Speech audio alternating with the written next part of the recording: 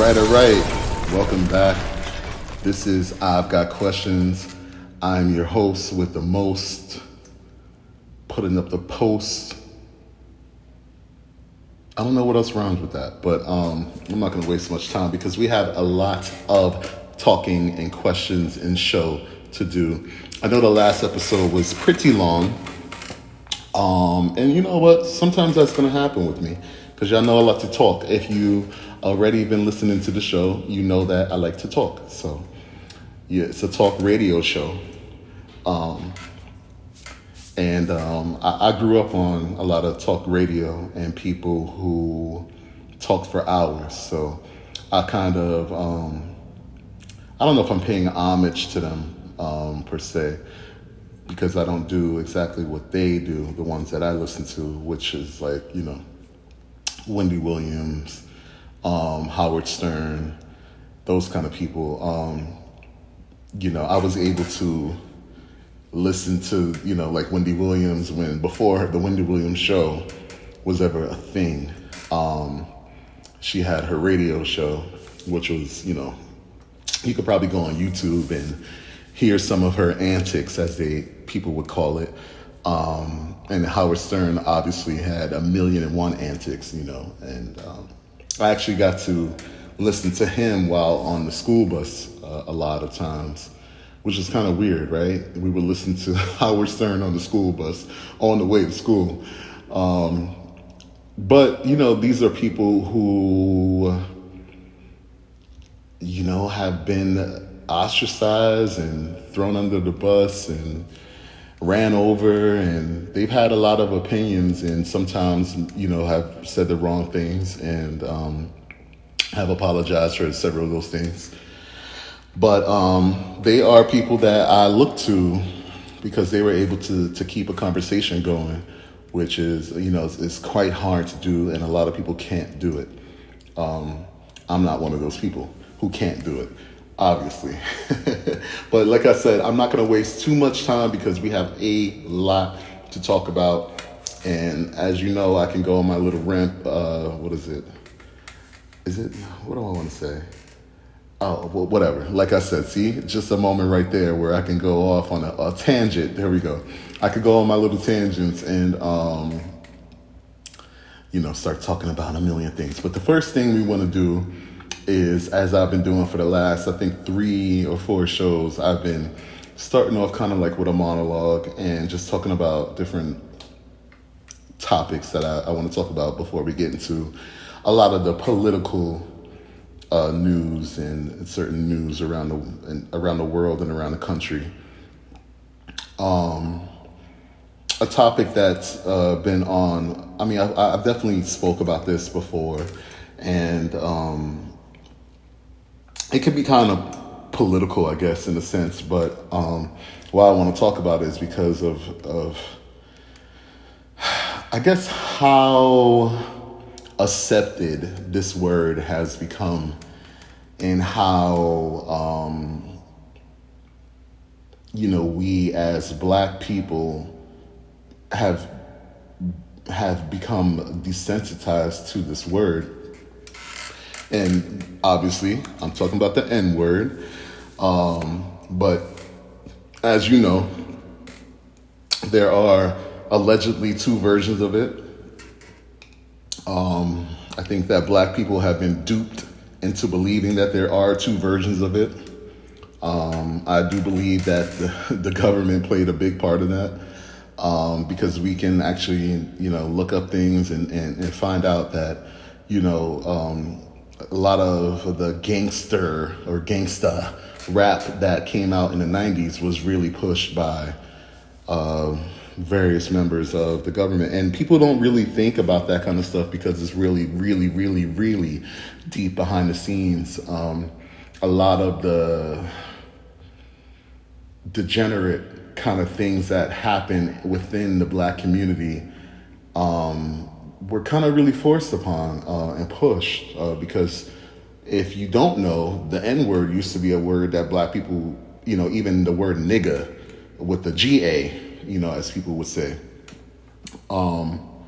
that's a word that even a lot of Black people would find offensive. You know, you would hear someone say, "Oh, you my nigga," and then people were like, "Don't call me a nigga. I'm not your nigga. I'm your brother." And you would hear that, "You're my brother," and that's why a lot of people, white people even, you know, say to a lot of black people, "Oh, you're my brother," and you know that could be offensive because it's like, no, we're not. And I mean that in a, because of what they're trying to normalize themselves to or towards. Not that we're not all connected, because we are all one. And I've had this conversation with some, actually I had this conversation earlier today with someone, and, you know, where race really became race wasn't because of black people. You know, we didn't decide that we were separate from anyone. Supremacy chose that, you know, there was an ultimate race. But this word, the N word, that the nigger word, I guess, you know, just to say it out there, that word came, you know, from white people who would use the word to degrade black people, especially during slavery.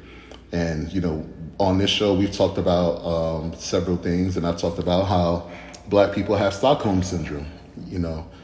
And a lot of people don't think about that in a sense of where black people, I guess, can't have Stockholm syndrome, you know. I feel like we're the only race or the only group of people that people would think, you know, okay, Stockholm syndrome you can't really have as a black person, or they don't even attribute it to what we've gone through and whatnot. And I started this show without even starting my video recording. If you did not see last week's show, it's on YouTube. It actually has the video of everything I'm looking at. So please do that. Please check that out on YouTube. Please share it. If you listen, it is on YouTube now. You do get to see exactly what I'm looking at as I go. And the only reason why I just realized that was because I have a video to play during this monologue to talk about that. So I guess in the start of the YouTube video, you won't hear part of this monologue, but you will see the video that I start with. So that's just to know. And I edit the videos all together and whatnot. But yeah, so, you know, I guess yesterday I was looking at something, and it was an Instagram post, and there was a guy, I guess he was posting something motivational, right? But it started with nigga. And I'm just like, what is wrong with us? You know what I mean? But I really had to start to think, you know, if you were born in the year 2000 and up, you really don't know about how offensive being called nigga was, and that a lot of black people didn't even use nigga. Like, we weren't like, don't call me that, don't say that, don't use that word. We're not that, you know what I'm saying? But now I feel from 2000 and on, it's just become a word and, you know, allegedly a term of endearment between us, which is insane, right? Because you never hear a Jewish person saying, "You're my kaika," you know, which is, you know, kike with an A on the end of it. You never hear a Spanish person saying, "Yo, you're my spica," which is spick with the A on the end of it. You know what I mean? You never hear those kind of things. You really get offended. You call it anti-Semitic. You call it racist if you say, you know, someone's just, you know, if you call anyone a spick or something like that. But with us, you know, I think it was pushed in a way to keep the word alive. And I think it's really, it's incredibly sad. So like I was saying, I saw an Instagram post where the person's posting something, you know, motivational, and it was kind of like, you know, nigga, you need to keep your head up. And then the next one was like, nigga, it's gonna be okay. And it's like, how do you read that? I guess, you know, if you really feel you a nigga, you're gonna read that and be like, oh, well, you know, it's you know, inspirational. But to a person like me, who's seen all of that vitriol from the 90s and up, You know, I grew up as a kid in the 90s, and I definitely would hear older men say, "Don't call me that." You know, when my grandfather was alive, he never would want to be called a nigga. You understand what I'm saying? That wasn't a thing. And it became normalized for us to just use that word as normal, I guess, It's a sad thing because, like I said, in other communities, you don't hear them taking words that people like the Nazis would call them kikes.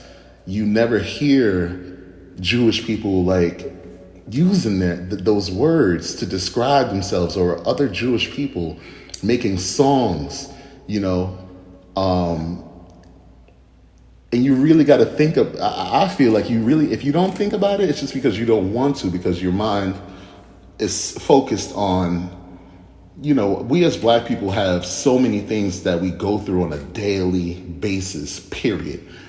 But to think that you don't deserve the respect of yourself and other Black people, that we would use such a horrible word that we get so offended by. If a white person or anyone else non-Black says, as soon as you hear the word, it's go time. It's ready to fight. You know what I'm saying? Like it's on and popping. And I think that's why I say a lot of the times, we need therapy, and I've said on the show that white people need, a lot of therapy for the racism that they've caused, and other people, other races, they also need it. But Black people especially need therapy for being kidnapped and having Stockholm syndrome. And I don't think I've ever given you guys the definition of what Stockholm syndrome is. So let me actually just read that really quick. If they pull it up. Okay. Feelings of trust or affection felt in many cases of kidnapping or hostage taken by a victim towards a captor. I've spoken on the show about how the Bible was created and used during slavery to pretty much hold Black people down.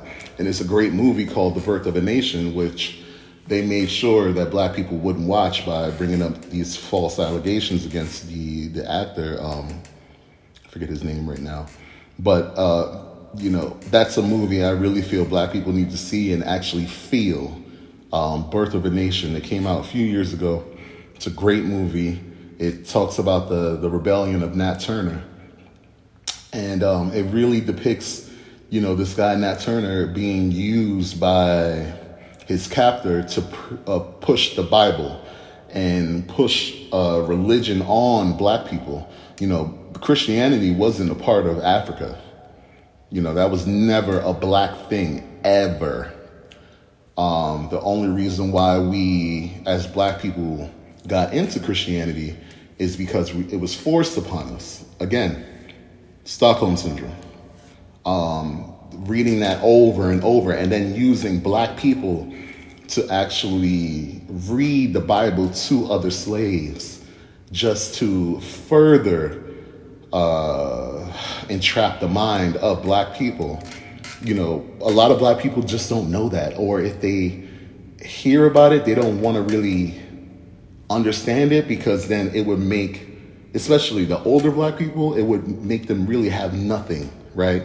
I believe that Black people should believe in God. I think that someone created this beautiful world, the flowers, the trees, the birds that sing. But I do not believe in religion per se.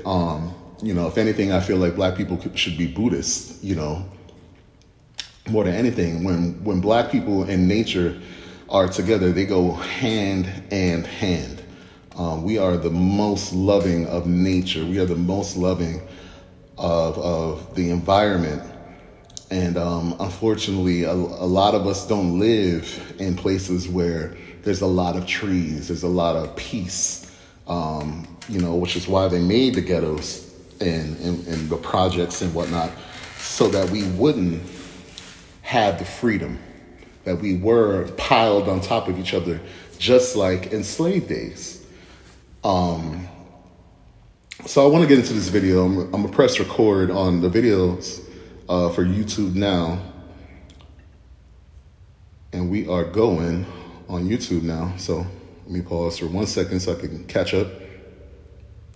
All right. So now we're going to start the videos here. And this is a video, of course, I've never seen. I just really typed this in. I usually think of the monologue like literally seconds before we start. So I usually do not have a prepared monologue. I'm like, what can I talk about? But that was one thing that I really wanted to talk about, was how we use this word and why we're no longer offended by it when talking to each other. Because there was, like I said, a time where Black people did not like that word, did not like being called, like being called nigga. That wasn't a thing. It really wasn't. But I do feel like rap and hip hop made it, we got desensitized to it because rap and hip hop took over the entire country. Everyone listens to hip hop from around the world on, but let's look at this video and see what they are talking about. And I hope my audio levels are fine. It's not too loud for y'all, but here we go. Tonight's frequently offered question from a Port Orchard viewer. I find the N-word to be quite offensive. I don't use it. But why does that word seem to be perfectly okay for African Americans to use within their own group? The answer from King 5 race consultant and co-founder of Cultures Connecting, Caprice Hollins. There's a lot of division even in the Black community about whether or not that word is appropriate. As a woman who's always been small, I would never make any comments about someone who's overweight, right? I don't understand the pain that comes with that. I don't understand any suffering, the discrimination that comes with it. If a person is overweight and makes a joke about themselves or makes a joke about weight, that's for them to do, and that's for them to question whether or not that's an okay thing to do. But someone on the outside of that experience, I would never say anything about someone's weight, because I have no idea what that's like to live my life as a person in a country that discriminates against full-bodied people. All right, well, that didn't really answer any questions. I just saw this video because, like I said, I think about the monologue per se. Right before we get into this whole topic thing and whatnot. But I think she was more explaining, why do we use the word when other people shouldn't or just don't? That's why you guys can't, you shouldn't. But you see lots of videos where that's the first thing that comes to the mind of certain people. Like I was watching a video got posted online of these two white kids that were fighting. And after they were fighting, I guess the boy that got beat up, he just said, "Why'd you do that for, fucking nigger?" And he said it to a white person, but apparently, then there was a black kid in the room. So I don't know if he was doing that as a way to provoke just the smallest kid in the room, because that smallest kid sure came over and then beat his ass after he already got beat up by the white person. But what was weird to me was how, let me see if I can show y'all this video real quick. I saw it on, if you're watching on YouTube, you'll see everything I'm looking at. I told y'all gotta watch what I look at so you can see what I'm talking about. Hopefully there's no ads. If there is an ad, I'll mute that down. Okay, so there is no, yes, there is an ad coming. Don't you ever feel it's kind of weird when ads play on like weird, like, you know, racial videos or kidnapping videos, something like that? All right, here's the ad. I mean, the video.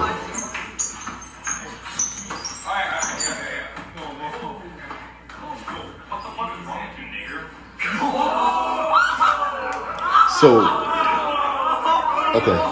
So let me go back. It's really hard to hear because it's taken on cell phone. But, okay, let's go back. So you see this white kid break up the two white kids fighting. And then the white kid who got beat up, he said, "What the fuck is that, you nigger?" to this other white kid. Now, the weird part to me is what happened, right? Soon as he said that word, and it seems like an entire room of white people or white children, which is, you know, even sadder to me that, you know, your children are out here foregoing this word, you know, and then you try to make this country seem like it's not racist, or you're sick of hearing about Black Lives Matter, which I was told recently by a white person, like, we're just sick of hearing about BLM. And I just like, if you're sick of it, why don't you do something about it unless you don't want us here? That's what I told them, you know, if you don't want us here, get together with your congressman and send us back. Let's get out of here. Let's take out black people. Let's get them the fuck out of here. So what's weird to me was the next reaction. So you have all these white kids who burst into laughter, and they're just like, oh my God, he said the word, he said it. Which should be sad to you, you know, if you're white and listening to the show. And actually, there are white people listening to the show. I know that there are, because someone invited me to Germany. And hi to people in Germany. Hello. Thank you for listening. Because he said you don't have to deal with that. And I'm like, I don't know about going to Germany. I have a thing with being the only black person in the room. I really do. And it's only because of what I've seen and what I've been through, right? That's the only thing that could make me feel that way, is what I've seen and what I've been through. Excuse me. So then you see after that, once he starts, he says that word, the peanut gallery goes wild.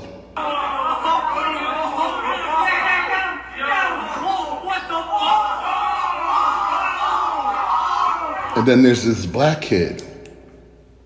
He's probably a foot shorter than him. He comes over and ransacks this white kid. Beats the hell out of him. With two hands. Now, if you see the video on YouTube, when you're watching with me on YouTube, then you'll know, you know, the way these two kids were fighting was pretty sad. I mean, you know, they're punching with one hand. It's really bad fighting. But this black kid comes out of nowhere and he goes wild, you know, and you know, and he beats the hell out of this kid. But my thing is, you know, why was that the first thing you said? You get me? I feel like, you know, there's some things that we try to say that we're not going through. We try to act like the country is not this and not that. But here you have your children reacting in this way. And, you know, I do blame it on like hip hop and, you know, these things that have been forced into our minds that, and a lot of people, you know, and I've said this before, that a lot of people think that black people are well off and fine and need to stop complaining, because they do see hip hop artists who are flossing bling bling and, you know, flossing money, and a lot of it's fake. You know, a lot of it's really fake, and I can tell you that after working with some people. You know, a lot of people are really faking it for the cameras. But if you are in Montana or wherever, you know, somewhere in Georgia even, you're not really thinking it's fake. You're thinking that's real. Black people are better off. Black people do have it fine. So why are they complaining? And I just want to throw this to this video that you see on my screen right now, where Mr. Bill Nye, the science guy, he explains why we have different skin color. And the audio here is not great, so it's more of a watch thing. So I'll try to, if it gets a little crazy, I'll jump in. This is a map of the continents of the Earth showing how much ultraviolet light lands in each latitude. It turns out the closer you are to the equator, the more intense the ultraviolet, these reds and purples. But then as you move away from the equator, we change the colors to orange, yellow, greens, and grays. Now here's the same map of the same continent with just one color. And it turns out that everybody on Earth is descended from people that live here in Africa. And then as groups of us moved around the world, the color of our skin had to change. And here's why. Our skin is where we make vitamin D. If you don't get enough ultraviolet, you don't get enough vitamin D. But if you get too much ultraviolet, then you break down your folates. You have to have it in perfect balance. And because the ultraviolet varies, the color of our skin varies. And that's it, everybody. That's why we have different colored skin. But we're all one species. But we're not treating each other fairly. Not everybody's getting an even shake. So it's time to change things. And that's a really great video that Bill Nye put out. But unfortunately, I don't think a lot of white people will see a video like that and react in a way that you really would hope for them to. And just speaking about the N-word, I don't know when that word, to me, it's gotten worse over the years where people can't go a day or a sentence without saying that word. And I find it really sad. I have no real, the only thing I could say is Black people need therapy. It needs to be free. I've said it several times that Black people needs to be free. That therapy needs to be free. Black people do need to be free from a lot of things. But because of the Stockholm Syndrome, that's why it needs to be free, because something has to change for us as a people to get past feeling like we need to use racial or racist words as a term of endearment when it's really not.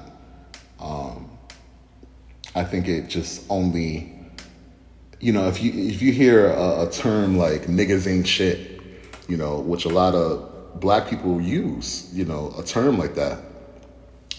And sorry that for people watching, there's just a picture of Tiffany Haddish, which is our next topic, on the screen. She's just smiling, so it's a little weird. I have nothing to show y'all besides that. I got questions somewhere. Maybe I'll make sure I'll do that next time. But I just feel like, this word that keeps coming about and that we say over and over, where, like I said, there are people out here who can't even have a full conversation without using that word. Or like niggas ain't shit, that's derived from niggers ain't shit. Niggers are this and that, niggers are that, you know what I mean? But we took it and made it niggas, and I just don't see how it's better. Have I ever used that word, nigga? Yes, but I had to grow up. I had to really realize what kind of word that I'm using, especially being around certain people. Of course I'm going to use that word, because it's an influence. But, being called that word the first time ever when I was like 14 years old, it really changed me. It made me feel a certain way. And then using it later as a quote unquote term of endearment, it just goes to show you, you know, what are we doing? I just really, if you're listening to this and you use that word as a term of endearment, I really challenge you today to try not to use that word. And if you can't, then you know what I'm saying is true, that you've been hypnotized and that you've been desensitized to what it really was and what it really meant. We'll be back. All right, and we're back. This is I've Got Questions, of course. As the news has taken over, we all must know already that the Queen of England, Queen Elizabeth II, the longest reigning monarch ever to sit on a throne, over 70 years of reign, has died. Ding dong. No, let me stop. I mean, this is a lot, right? Because she was 96 years old. There's a lot of controversy that surrounds her legacy. And, I mean, you have a lot of people who, well, let's just say this. When she died, I mean, Twitter and all these other social media outlets were going crazy, you know, some with love and some with disdain for her. I think that there's a lot to really think about with these royals and, you know, looking even at the picture of them and how they wanted to keep their legacy clean, or,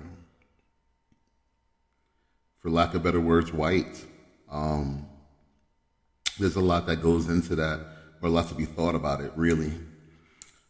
Even from, you know, Meghan Markle becoming the wife of Archie, you know, and facing racism. She even said recently that she never had to think about being a black woman until she became the wife of a prince.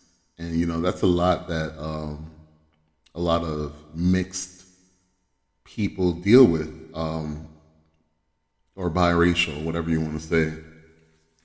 You know, I feel like a lot of people, you know, who have a white parent, and that's parent, not like the grandparent or the great grandparent. They don't think about certain things because of how their skin is, or, you know, that some people don't bother them because their skin is whiter. And I even look at people who are on like dating websites who put down that they're light skinned. You know, you got to think about, why would that be an attribute of you, you know? And it's all akin to wanting to be of the race that is most obliged, you know, for lack of a better word or lack of a better statement. Obviously, this is a woman who ascended to the throne at a very young age, and I'm sure, you know, she did, well, we know she broke down some barriers. We know that.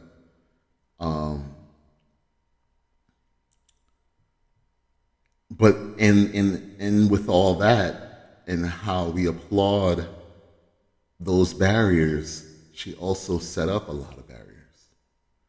You have people like D.L. Hughley who are saying that, you know, people who celebrated her death are, you know, disgusting, or whatever words he used, but he didn't have very nice words to say about them. And I get it, you know, but my thing is, if it was, and not to put this to the immediate extreme, but, you know, I don't feel like it's an extreme to say, if it was Hitler and he died, you know, weren't there people celebrating? weren't there?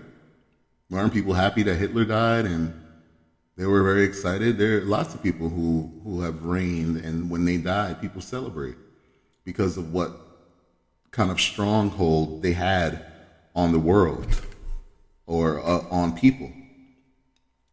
So you can't be really upset that, you know, there are people who are celebrating her death when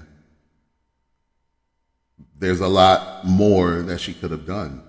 And unfortunately, there's a lot she didn't do that now we have to talk about and we have to really focus on. And I always thought, you know, if she died before King Charles, now, as you must call him, King Charles III, I kind of predict, you know, a big change over there across the pond. I kind of think that this change or this ascension for him is not going to be met with the greatest public appreciation. You know, he's done a lot. He has now the Queen Consort, Camilla, who, you know, he cheated on Diana with, right in front of her face, right in front of everyone. And he's done a lot and said a lot that has offended a lot of people. And they've done a lot that has offended a lot of people. But let's get into some of this right here. Queen Elizabeth has died at the age of 96. Buckingham Palace announced her death after 70 years on the throne. She died just a year after her husband, Prince Philip. For the past few months, she had been suffering from mobility issues. Her son Charles, the Prince of Wales, will succeed her. People around the world are mourning her loss. Today the crown passes, as it has done for more than 1,000 years, to our new monarch, our new head of state, His Majesty, King Charles III. We usher in a new era by saying the words, God save the King. We took a look at her legacy as the longest reigning monarch in British history. Young Elizabeth was never supposed to become queen, but when her uncle King Edward VIII abdicated the throne, her father took over.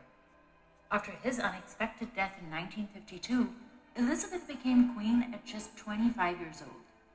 At her side was her husband, Prince Philip. They met when Elizabeth was just 8 years old. Philip was a distant cousin of the royal family and belonged to Greek and Danish royalty. And that goes back to what I was saying about the bloodlines. You know, this is her cousin. And you gotta just think about that for a second, right? This was her actual cousin that she married and then had more children with.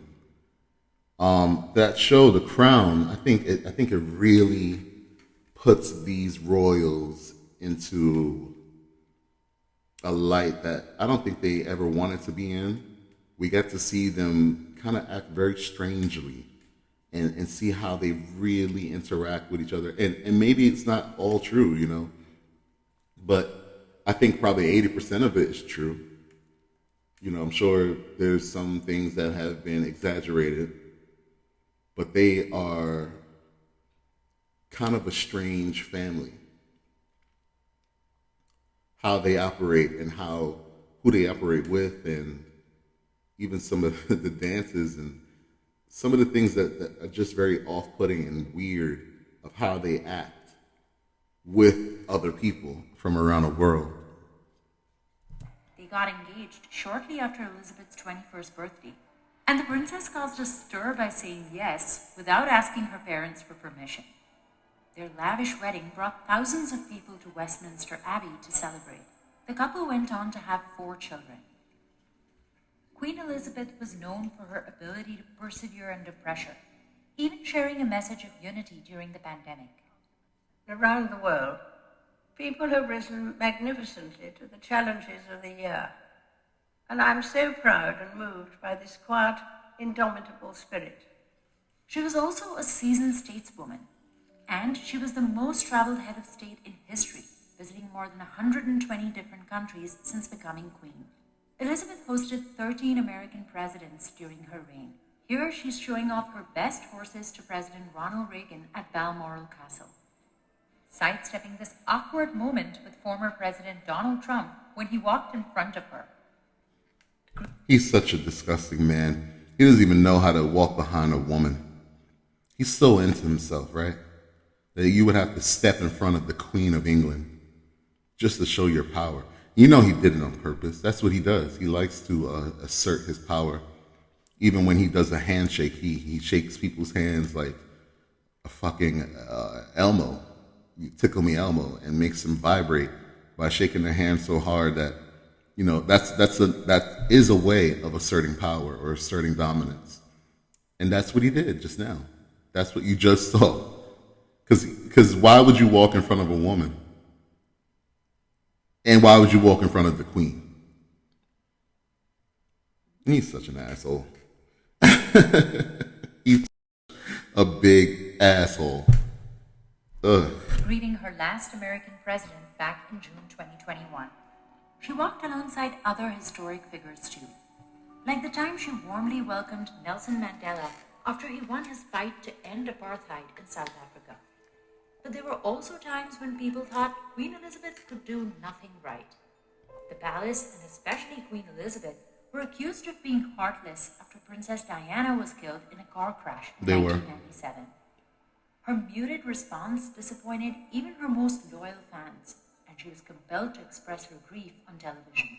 So what I say to you now, as your queen and as a grandmother, I say from my heart. First, I want to pay tribute to Diana myself. She was an exceptional and gifted human being. Queen Elizabeth was also the public face of a monarchy mired in controversy. Some have criticized the heavy costs of financing the royal family traditions, including the lavish weddings. The Queen called 1992 her Annus Horribilis, or Year of Disaster. That's when a fire nearly burned down Windsor Castle. The palace spent £36 million to restore the residence. It was also the year that 3 of her children announced that they were ending their marriages. But through it all, she stood by her family. She tried to protect Prince Andrew when he was accused of sexual assault, and his deep ties to Jeffrey Epstein were revealed. And then there was the most recent controversy, in which her grandson Prince Harry and his wife Meghan Markle officially stepped back from their royal duties. The couple described a toxic, racist environment inside Buckingham Palace. The Queen was criticized for not allowing them to continue using their royal titles. And that's another thing that's going on, is that their 2 children are not even prince and princess yet. And that King Charles is the one that has to approve whether or not they'll be his and her Royal Highness, even though they come from their bloodline. Just because of what a lot of people think is because there's black in their bloodline. Many British citizens, she represented long-standing stability, especially as her role was largely ceremonial. She kept up centuries-old royal traditions, such as awarding knighthoods, and watching her Christmas messages was an annual tradition for millions of people. I wish you a very happy Christmas. Her own celebrations of the holiday at Sandringham Estate were well documented, as was her surprise appearance at a fashion show beside Anna Wintour. And for her 60th year as Queen, all of London came together in the pouring rain to watch her royal flotilla make its way down the Thames. In her last year, Queen Elizabeth was back to a packed calendar after taking a break during the pandemic. She welcomed school children to her Balmoral Castle and even picked up a shovel to plant a tree with her son. She presented the Captain General's sword to Canadian soldiers and launched the baton relay for the Commonwealth Games. She also greeted crowds outside Buckingham Palace at her Platinum Jubilee. 4 days of parties, parades, and ceremonial events celebrated her 70 years on the throne. Her death marks the end of an important era in British history. Her funeral is expected to be held at Westminster Abbey after 10 days of mourning. 10 days of mourning, jeez. Like, what do they do? Let's look at this video here. What can we expect from the Queen's funeral? The Queen's funeral will, according to tradition, be a state funeral. A rare honor mostly reserved for the sovereign.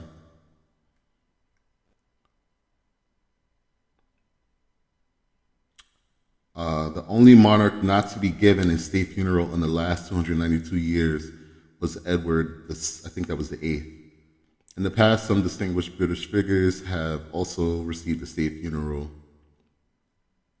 which has to be called on by the monarch and voted for and funded by Parliament, which I believe is the state. So that's kind of like us, that how we pay for things and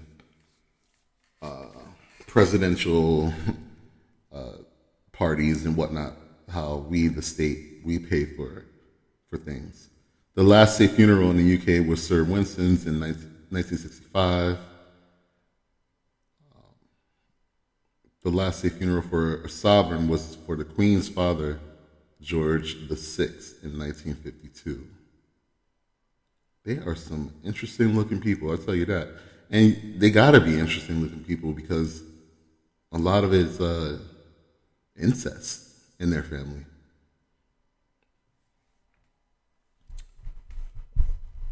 I mean, I'm sure you're going to be hearing about this a lot. I mean, it's a way, it's unfortunately going to be a distraction that we have with the Queen. And, you know, Princess Diana's, what was it, the anniversary of her death was only a week ago.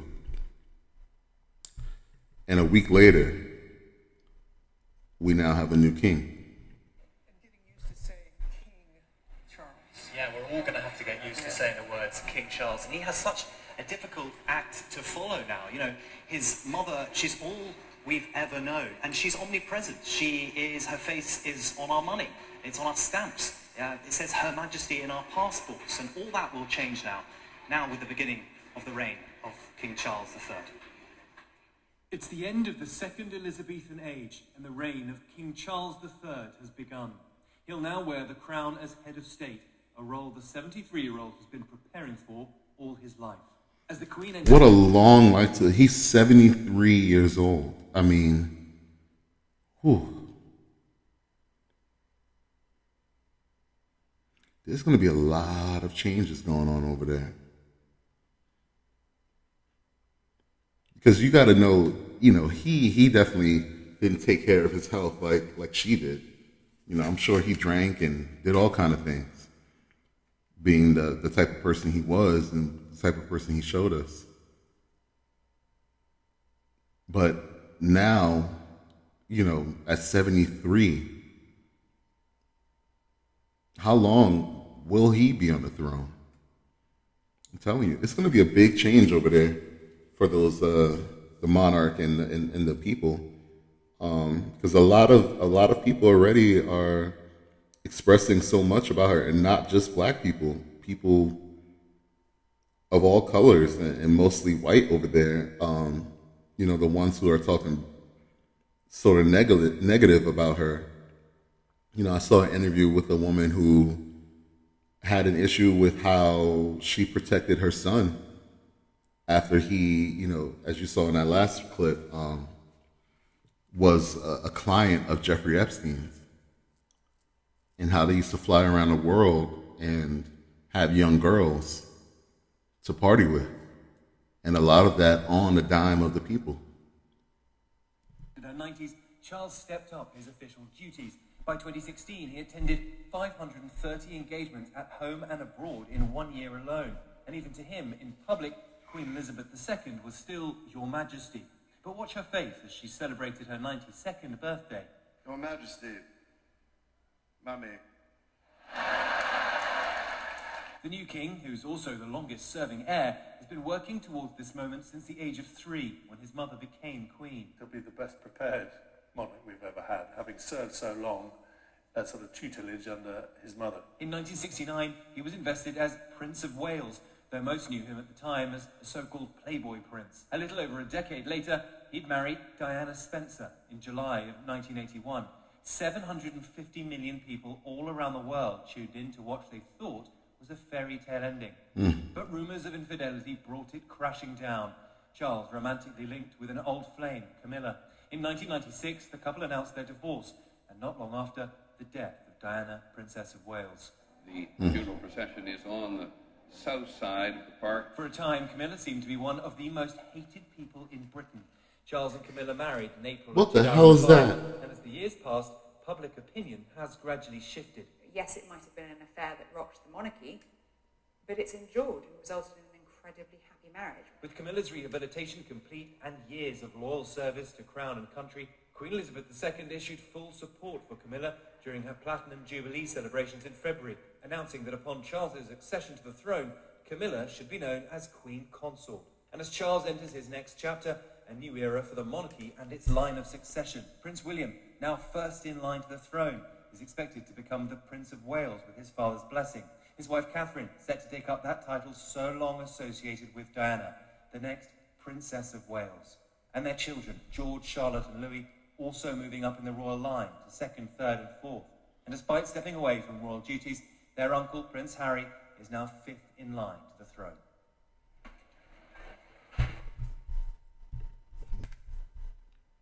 Is the British royal family racist? In the month of March, Meghan Markle put Buckingham Palace under a spotlight. She said racism had driven her away from the royals, and since then the palace has struggled to recover. Now more explosive allegations have emerged. In the 1960s, apparently, the Queen's staff banned coloured immigrants or foreigners from working at the palace. And that's not all. The palace sought exemptions from workplace equality laws. There were laws in Britain that the palace did not apparently follow. And the Queen was exempted by lawmakers for more than 4 decades. Here's a report. I can give you an honest answer. In those months when I was pregnant, all around the same time, so we had in tandem the conversation of he won't be given security, he's not going to be given a title, and also concerns and conversations about how dark his skin might be when he's born. Those words shook up England. Meghan Markle claimed that at least one royal had concerns about how dark her son's skin would be. It wasn't the first time that the British royal family faced charges of racism, but this time it was coming from within. Now, fresh disclosures from the archives of the palace have revealed institutional racism. At least till the late 1960s, the Buckingham Palace banned ethnic minorities from office jobs. A British newspaper has accessed some documents from the British National Archives. They reveal how those working for the Queen wouldn't allow hiring of coloured immigrants or foreigners. They were allowed to work only as domestic servants. Going by the documents, the alleged racism wasn't limited to the Queen's staff. Apparently, the palace actively negotiated for exemptions from laws that would have prevented discrimination on the basis of race and gender. In the 1960s, British lawmakers introduced laws to enable equality at the workplace, but the Queen remained exempted from those laws for more than 4 decades. In their defense, palace officials said they have records of employees from ethnic minorities since the 1990s, but they didn't say when the ban on minorities ended. This report... And you got to wonder, what were those people who they're saying, you know, they allowed to work there? What were their jobs? I bet you it was toilet duty. I bet you it wasn't fluffing the pillows of the Queen. I bet you it wasn't. I bet you it wasn't touching that crown.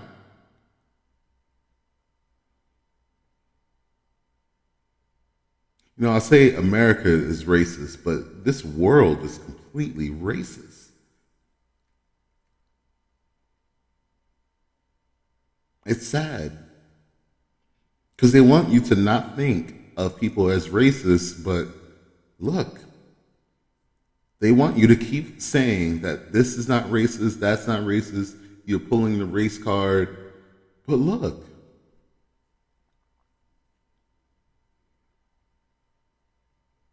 The world won't change until it's not the world anymore. I don't think. Because you have things that are ingrained into people to make them racist. You have movies and TV shows that have been ingrained in our memories. Even black people are afraid of black people because of these things.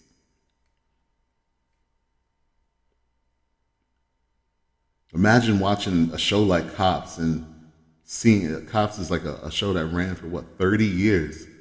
Imagine seeing a show like that and where they've been ostracized for doing what they've done.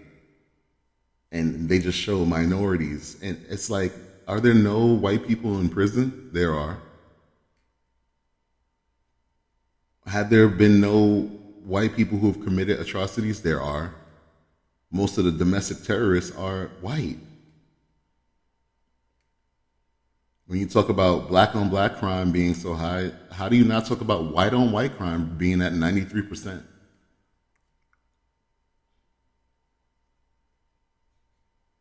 I don't know what it'll take for the world to not be racist, but what I do think is that for black people, if we don't get, it's so sad to say, but if we don't get away from the world, we'll never be at peace. We'll never be able to flourish because the world has its hands around our necks. The report has only brought the attention back to the royal family's past. British royals have been accused of turning a blind eye to racism. Experts claim the Queen has never apologized for racism by previous monarchs. The Meghan Markle interview revealed that racism still very much exists in the royal family. These revelations from the past will only make the present more difficult for the monarchy. Bureau Report, World is One. All right, we'll be back. All right, y'all. All right, we are back. This is I've Got Questions. If you are watching on YouTube, you are already seeing this very scary picture, this screen grab of Aries Spears. And like I said, the next topic was going to be about Tiffany Haddish and, as you see, Aries Spears. It's kind of weird to me how this video came out. And not that I'm mad that it came out. I'm happy it came out because this is something that shouldn't have happened. I'm sure. I've never seen it at all, so we're going to be watching it together. I'm going to react to it. But it's kind of weird to me how it came out because the last time we heard of Aries Spears was, I don't even freaking know. And then the next time we heard of him was him making fun of Lizzo, calling her, fat, and he's literally, he looks disgusting. And I don't really talk about people's looks, but he decided to talk about people's looks, so I'm going to say what I want. He looks like a monster. And someone that you would never want to sleep with or even sleep next to in the same room as you, because waking up next to him looks really terrifying. But he decided to go in on Lizzo, make a bunch of comments, and then literally the next week we have this video that everyone's now talking about. So apparently, this lawsuit that has been going on for a few years back and forth, but it was really hidden. We never heard of it as a general public. But now we're hearing about it in a crazy way because apparently there's this video. So Aries Spears and Tiffany Haddish, they did a video for Funny or Die. And, Funny or Die is not even getting any of the hate. I would imagine they have to approve certain skits, but I guess they hid this skit and then it got released as of recently, which is why I say it's kind of weird that it came out after he made fun of Lizzo. Unfortunately, Tiffany Haddish is is a part of this, and she's getting a lot of hate too for doing this. But, you know, I think that Funny or Die, the company itself, needs to actually get some hate. And not just Tiffany Haddish and Aries Spears. You know, no one really cares about him, so he's not really getting as much hate. Tiffany Haddish is getting it because she's a black woman, I feel. And apparently, because she's a woman, she should have never done anything like this. So wait a minute. Let me read actually what she has said. Tiffany Haddish responded Monday to the allegations that comedy sketches she was involved in amounted to child sex abuse and said she regretted being part of them. Haddish and fellow comedian Aries Spears were accused of child sexual abuse in a lawsuit filed last week. The suit filed by two anonymous plaintiffs accuses the comedians of recruiting them to perform indecent acts of sexual nature for comedy sketches that were filmed in 2013 and 2014. So like I said, apparently there were, I don't know if the people were trying to sue. I'm trying to read this ahead of you guys. I guess their parents were trying to sue for some time. Okay, here it is. Haddish's attorney, Andrew Bretler, previously denied the allegations in statements of BuzzFeed News and called the lawsuit frivolous and an attempt to shake Haddish down for money. Now, like I said, we never heard about this video. We never even seen this video until now. And we never even heard about a lawsuit or a shakedown of money because it was going on behind the scenes. We never, ever heard of this until probably Tiffany Haddish got famous or, you know, what? I don't know. Apparently, Tiffany Haddish has been trying to become famous for a very long time before we really seen her, you know, blow up. So Tiffany Haddish released a statement saying, "I know people have a bunch of questions. I get it. I'm right there with you. Unfortunately, because there is an ongoing legal case, there's very little that I can say right now. But clearly, while this sketch was intended to be comedic, it wasn't funny at all, and I deeply regret having agreed to act in it." The plaintiffs, identified in the lawsuit as John Doe and Jane Doe, were 7 and 14 years old, respectively, at the time of the alleged incidents. I don't know how this is alleged when this happened. The lawsuit accuses Haddish and Spears of intentional infliction of emotional distress, gross negligence, negligent supervision, breach of fiduciary duty, constructive fraud, sexual battery, sexual harassment, and sexual abuse of a minor. Sheesh, that's a lot. The lawsuit accuses Haddish of taking John Doe, then 14, to a Hollywood studio to film a sexually suggestive video. The minor was asked by the comedians to watch a video featuring a group of women eating a sandwich and moaning and making sexual noises as they both ate the sandwich in a manner that simulated the act of fellatio, the suit said.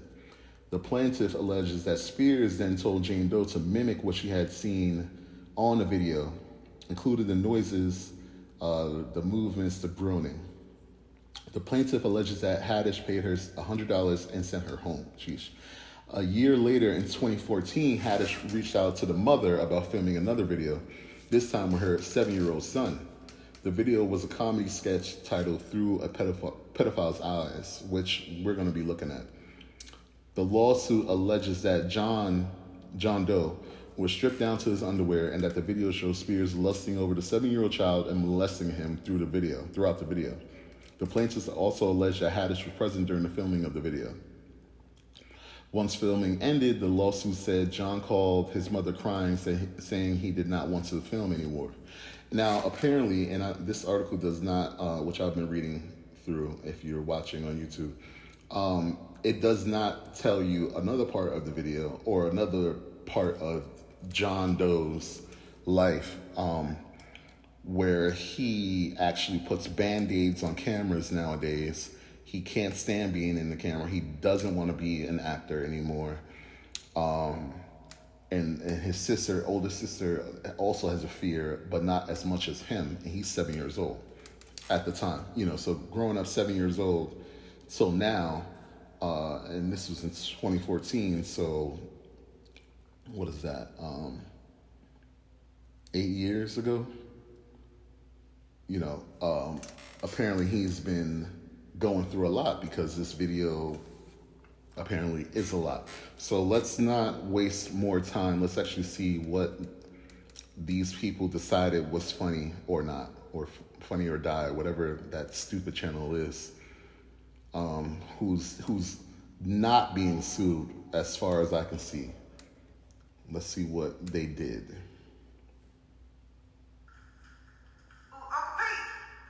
I need you to do me a big favor. Please, can you do me a favor and watch TJ while I run the debate? No problem. I'll be right back. Look, do whatever Uncle Pete asks you to do, okay? Be good. All right, thank you so much. If you need anything, just call me, okay? All right now. What is that? Okay, apparently they're blocking out the kid being in underwear. I don't know why whoever made this video, I don't know why you chose a puppy dog to block out the kid in his underwear, but okay.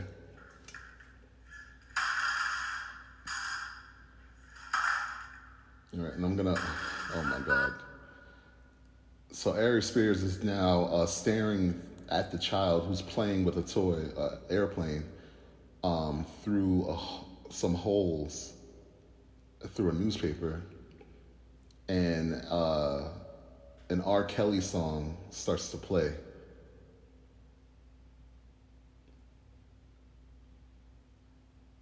Aries Spears is now staring at the kid.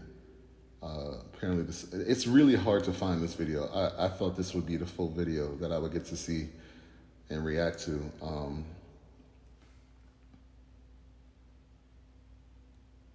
But apparently it's just a lot.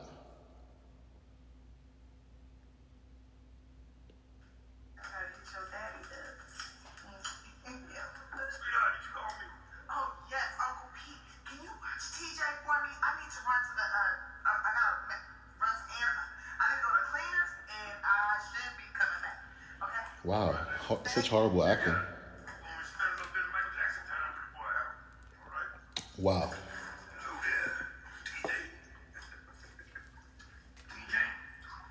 So now the kid is in a bathtub and Aries Spears is coming to watch him in the bathtub.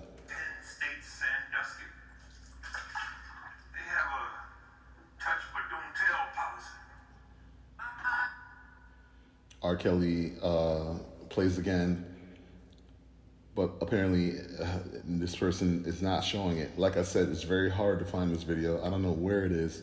I've searched a few videos and they don't play the entire video. He gets in the bathtub with the little kid. Can you please watch TJ for me? I gotta run to the post office. 10 p.m. It's the 24-hour post office. Hopefully they're playing that new Drake. But look, anyways, he got his comic book. Everything should be cool.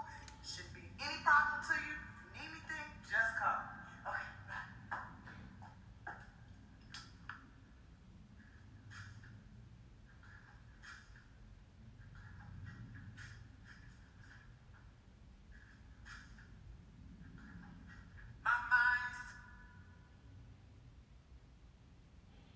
Now the kid is looking at, all right, this is kind of weird because now the kid's looking at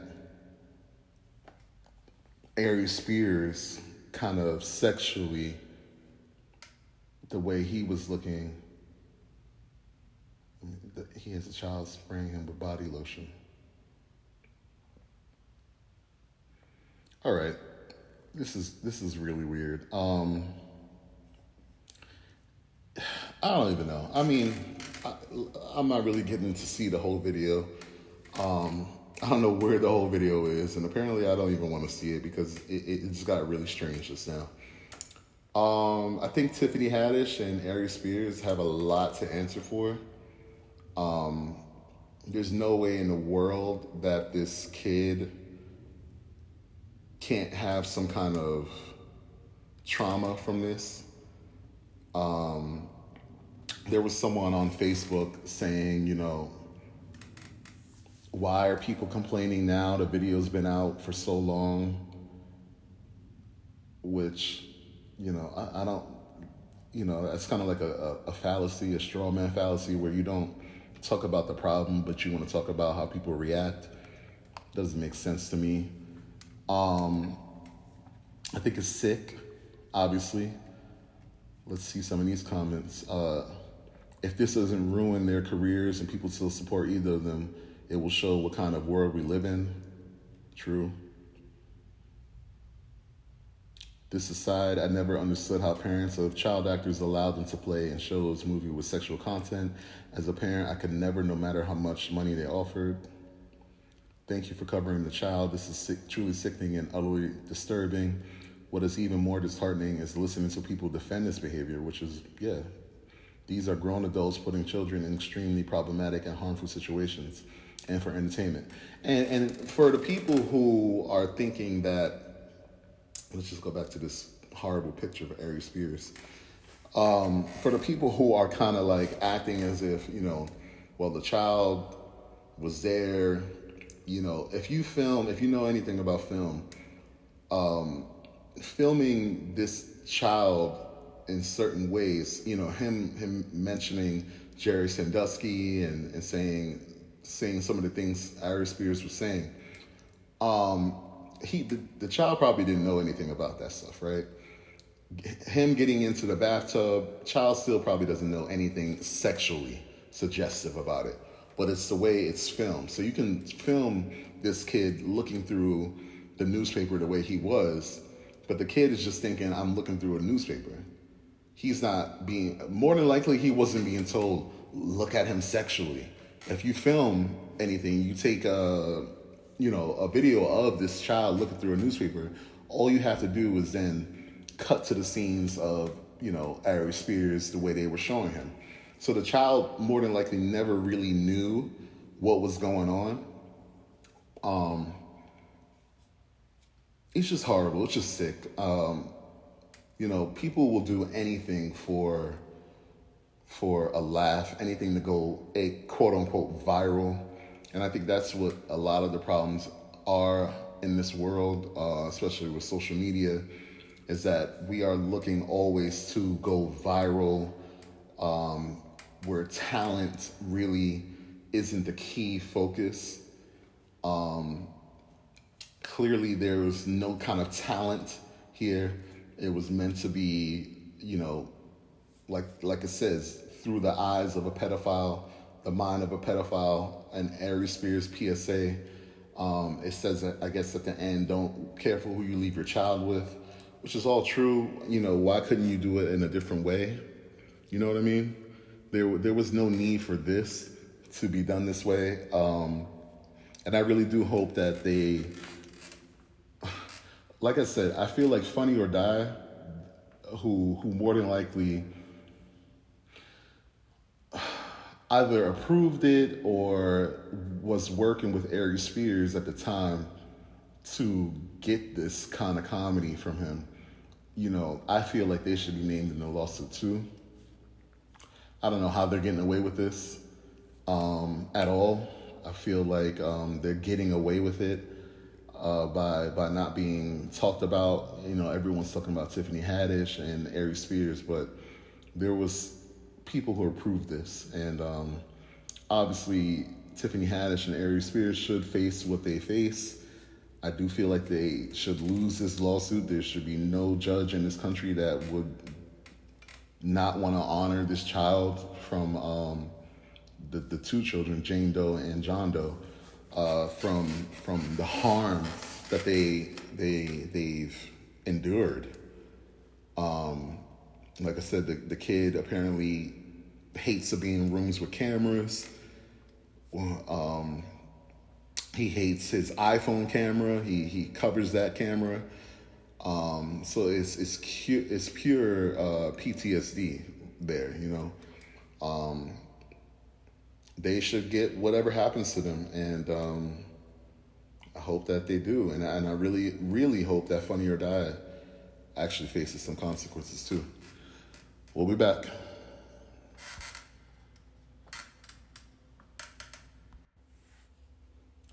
All right, y'all, and we are back. And I think as of the last show that I did, well, actually, I took a little break that y'all don't know about, obviously, because you're not here, and did this recording of a video I wanted to react to. I was going to make it a part of one of the segments here, but it was kind of a long video, about 20 minutes long, and actually turned into a 33-minute recording. So that'll be up on YouTube by itself, without being a part of this program. So I wanted to get back to the show, obviously, and complete the show. I think the last time I did this segment, a lot of you had some reactions, and it's called America's Racist. But I'm gonna start this off with something different, kind of lighten it from the last segment, which was talking about Tiffany Haddish and Aries Spears. I want to start this segment off with a person who was able to drive through all the things that as a black woman has to go through in this country. And she was able to become an entrepreneur and co-found a $1 billion company, excuse me. You know, I do believe that this country is racist, but I do believe that there are people who are able to drive through that. And I'm going to start this off with that, just to see what this woman did and give her props. We are very excited now here during Black Business Month to welcome our next guest. During a nursing staffing crisis, Dr. Iman Abu-Zaid founded a tech platform connecting short-staffed hospitals with qualified nurses. She co-founded Incredible Health, and she is doing incredible things for the healthcare industry, all the while becoming one of a handful of black women running a company worth over $1 billion. Dr. Abu-Zaid is joining us here right now in our Times Square studios. Welcome. Congratulations on all of your success. And I know you were born into a family of healthcare workers. I know you got your medical degree. You skipped residency, and you became an entrepreneur instead. How did that all come about? Yeah, so I'm an MD by background, decided not to do residency. I went into hospital operations and strategy and in management consulting at McKinsey and Booz Allen. Then did my MBA at Wharton. Then at that point moved to the San Francisco Bay Area, where I really got into startups.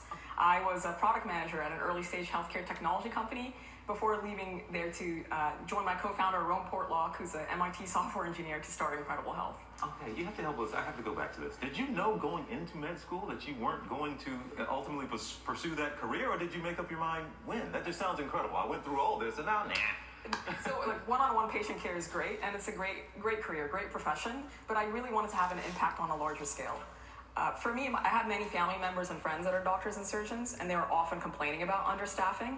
And then at the same time, my co-founder Rome has many family members that are nurses, and they're saying, I apply to 10 places, I don't even hear back, even though I'm experienced and I'm qualified.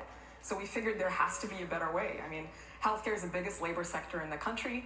It has the biggest shortages, but the technology, the tools, the processes, not much has changed in the last 20 years. And so we figured there has to be a better way. So what is the better way? What did you figure out? How are you doing it? So at Incredible Health, there's a few unique things that we do. First, the employers on our platform apply to the talents instead of the other way around. So if you're a nurse, you create a profile, you sit back and relax, you get interview requests, and you get to choose which interviews to accept or decline.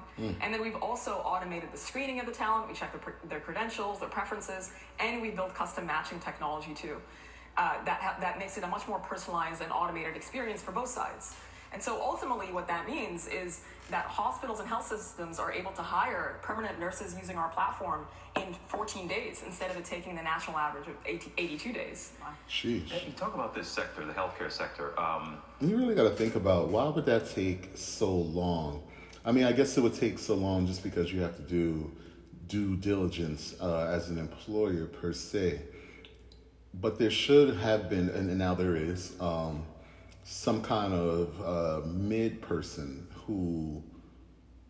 or middleman or middlewoman who was able to vet these people who were trying to or seeking employment, and they were able to do it in this way. I think it's pretty awesome, but there is a lot of short or understaffing in hospitals, and you can I was at the hospital about a month or two ago, and there were more patients than there were workers, and usually that's the way it is in any kind of a store anyway, right? But in a hospital, it was really, it made me look at things and see, like, you don't want to get sick in this country, which is sad, right? Because this is the number one country in the world, allegedly, and we're the forefront of this and that, and we're just really not, especially when it comes to healthcare, and healthcare for all. I still don't get why people think that, there should not be free healthcare and that taxes shouldn't pay for healthcare for everyone. If we were actually taxing everyone and not just equally, but basing it on how much money they bring in, we could have a better healthcare system that actually supported all. And if you have better healthcare systems, you have better workers, you have better mental health. When are we going to get to that? When are we going to get to the point of supporting relief for Americans? Why is it that there's such an ideology that I don't want to help anyone else? Why is that? And we were just talking before we came on here, but give us an idea of what you're seeing, just how bad right now our nursing shortage is, and how much you anticipate it's going to get worse before it gets better. Correct. We're on track to be 1 million nurses short by the end of 2023. The nursing shortage is not new. It's been around since before the pandemic, and that's because our demand on the healthcare system continues to increase as our population ages, but the supply of workers has not kept up with that demand. Now, anybody in your position, entrepreneur, knows it's tough, it's very difficult to raise money. What extra, I'm not sure that was hard for you, but what extra difficulty did you ever feel came? Because yes, you're a woman and you're a woman of color. So look, it's true. There is bias in the system. I think black female founders receive less than 1% of venture capital. So the statistics are pretty bad. But the truth is that you really have to suppress or ignore all of that bias, because frankly, my counterparts are not spending any mental energy thinking about that. And you just really have to pursue your mission and vision and be extremely assertive and communicate, what the legendary company or... That's pretty easy and just, seeing her story and whatnot, I kind of got a gist of who she is, kind of like, right? To be able to be like, you have to just suppress it. There are some people who can't suppress it, and to say that, I think, is pretty blind, or leading a blindfolded kind of life. Yes, it'll get you to being the head of $1 billion company, but when you don't have the backing, like how this woman, I believe, has, I think it's hard for especially a black female in that industry to really succeed. If you don't have all people behind you really pushing you up, and you're the first this and the first that, you don't really have that. And it's really hard I think it's pretty easy for her to say something like that. And that's why a lot of people don't think about or say that, racism is this and that. I think if you don't have that support, family support, you come from a family of doctors, that's not regular. That's not regular in our community because of the things we've had to face. But a lot of people who are a little more well off, or in certain black communities or affluent black communities, they're able to say things like that. We're not realizing the other black people that are really out here. And I'm sorry for that noise. I'm about to kick my dog out while it's placed. Hold on one second. Ambition that you want to build. Speaking of ambition, where do you want to take this? You've already reached pretty significant milestones, but what do you want to do next? So on a personal note, I think healthcare workers are some of the most overworked. America is racist. So we want to do whatever we can to give them a delightful experience. So we're building this category-defining company. We are the market leaders in healthcare labor, and the goal is to continue, transforming this industry. Any chance you're going to go back to do your residency? Probably not. My dad would probably like me to do. Okay. Probably not. Dr. Iman Abuzaid, thank you so much for joining us. We appreciate it. It's nice to have you here in studio. Thank you so much for having me. Okay, that was I think that was a good interview. I think it was good to highlight a person like that. But that's really kind of what I've been talking about, that there are certain black people who don't think that racism is real, or just because they've succeeded, that they don't have to worry about things, and that you just have to turn a blind eye to some of the bull crap. But I'm sure she's had to face some of that. I'm sure she hasn't just gone through a career. I think that, again, when you have that kind of support behind you, it's easy to kind of neglect what other people have gone through. And but hey, hopefully she's able to really help some people out, and that's it. Let's see, something, a part of healthcare, when we talk about healthcare, this is, here's a woman who was denied an abortion for a non-viable fetus. I think this is horrible. We've been talking about abortion rights since the start of season 2 of I've Got Questions. Welcome, thank you for listening. I appreciate all of you. But here's another person, or a black woman, who has to suffer, And we've talked about abortion, and I've talked about why some people want to end abortion and repopulate their status quo and whatnot. But there are the people who really, really suffer, and that is the black and brown people who really suffer the most from these abortion snafus. Let's get into that. I am here with Miss Nancy Davis on the steps of the capital of the state of Louisiana, because what the state legislatures and the state itself is making Miss Nancy Davis endure is inhumane. She said better than I think anybody could have said it. After she was told that her baby would likely live only a matter of minutes,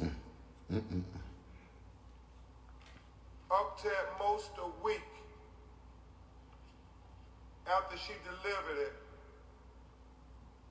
that they could not terminate the pregnancy at the clinic here in Louisiana. And she said it profoundly. They're making me carry my baby just to bury my baby.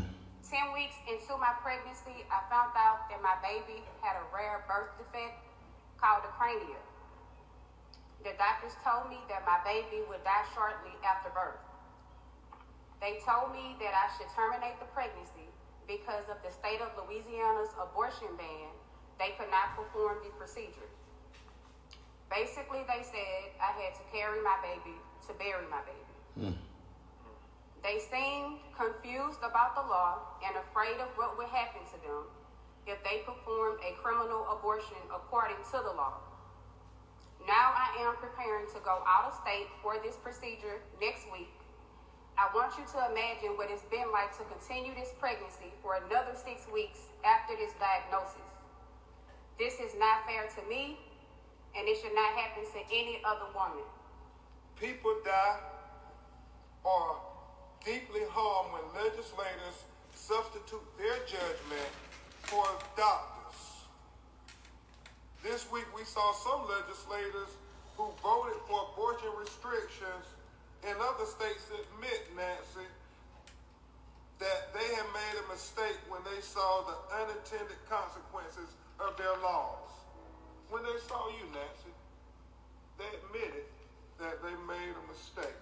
And I think that this mistake, I don't think it's just a mistake. I think it's, it's atrocious. It's not just a mistake. It's horrible that there are women out here going through it. And like I said, the most affected by these abortion laws are black and brown women. And I could really only speak for black women at this point. I'm sure that I'm sure any woman who has to go through a pregnancy that will not end in joy, and living in a state that endorses for you to have that child or lack thereof, right? Because you are told this baby won't survive, and you are then told, well, you have to keep it until it's time. And to carry something like that in you, what does that do to the mental health? We don't think about this. We don't think about it at all. And again, for those people who are for or pro-life, and they say they're pro-life, you're not thinking about what her life will be like after. After going through something like this, you're not thinking about it, and you say you're pro-life, but you cannot be. You can't be, because you don't care about the life after. You don't care about even babies born after. You just want a baby born, and then that's it. You don't care about universal health care. You don't care about making sure that people have like babysitters, child care. You don't care about it. You don't care about the education, making sure the education system is equal amongst everyone. You don't care. So when you keep saying you're pro-life, I'm wondering who it's for.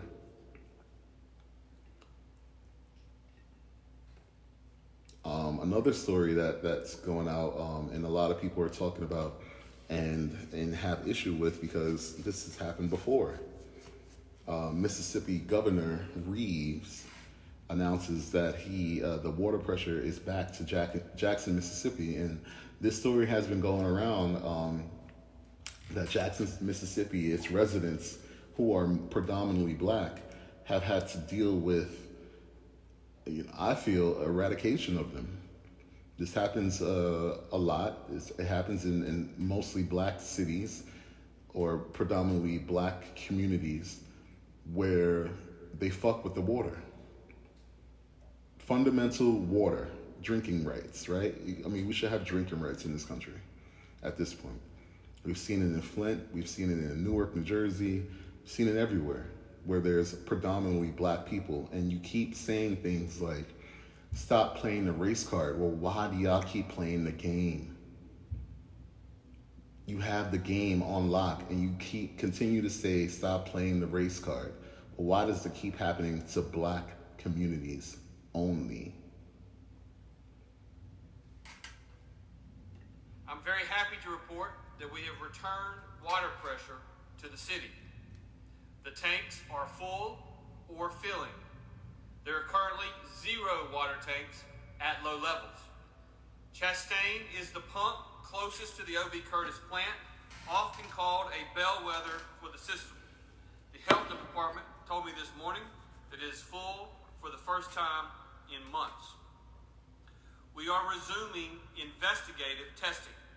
After the bad water has been flushed through the system, we should hopefully find that Jacksonians have access not only to the quantity of waters needed to keep pressure in the system, but also that Jacksonians shall have access to clean water. Now, if you haven't seen some of these videos of Jacksonians, as he says, in the water, they were told to boil water that was completely black. Let me tell you. From brown to near black. water that you wouldn't want anywhere near you. You wouldn't even jump in if you were on fire, probably. You maybe would jump in. But they were told to shower with their mouths closed. This is all the while counties and cities around them who were predominantly white had clean water.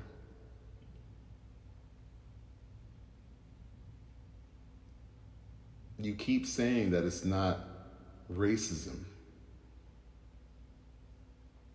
But why did an entire city have to go through this in America? You send $8 billion of aid to the Ukraine instantly. Another country, hours upon hours away. But Jackson, Mississippi gets nothing. How does that happen? How are we okay with it? I mean, many of us aren't. But how does it keep happening?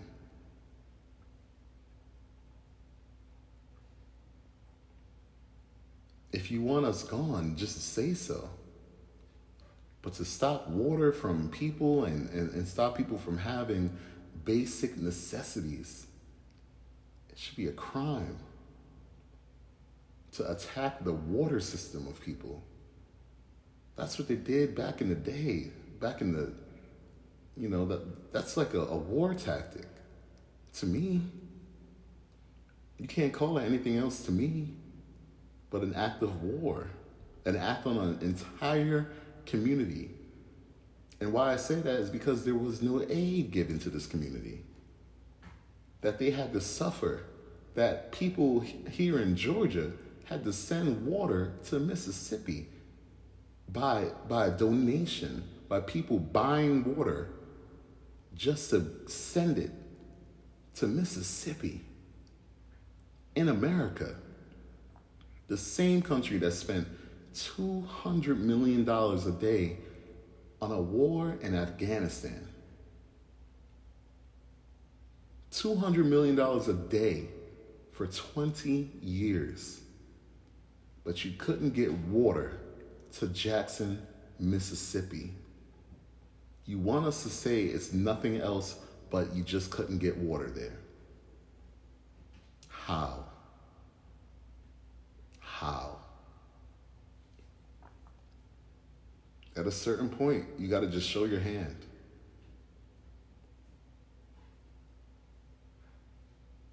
Speaking of water, well, that's a horrible transition. An Alabama pastor who was arrested recently, I'm sure some of you have heard this story, for watering his neighbor's garden.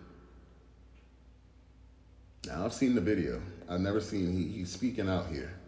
I've seen the video. He's watering in the garden. He's a pastor. You know, the cops didn't know he was a pastor. I don't think that should really matter. But these police showed up to this property after his neighbor, one of the neighbors called and said, there's a man watering a house that's not his. The garden, he's watering the garden. And I wish they had the 911 call. That's what I wish that they really put out, rather than him speaking. I want to hear what this person said, because if you wake up to go help your neighbor that's out of town by watering their garden, what kind of call could you have made where you thought he may be breaking into a house with a hose in his hand, watering grass and flowers? What kind of breaking and entering is that? You know, I gotta say, if I woke up in the middle of the night and my alarms were going off, and then I looked outside and someone was watering my garden, casual what the fuck is going on here would happen. Especially if they're using my water. Because, we pay for water down here. But I'd be like, thank you.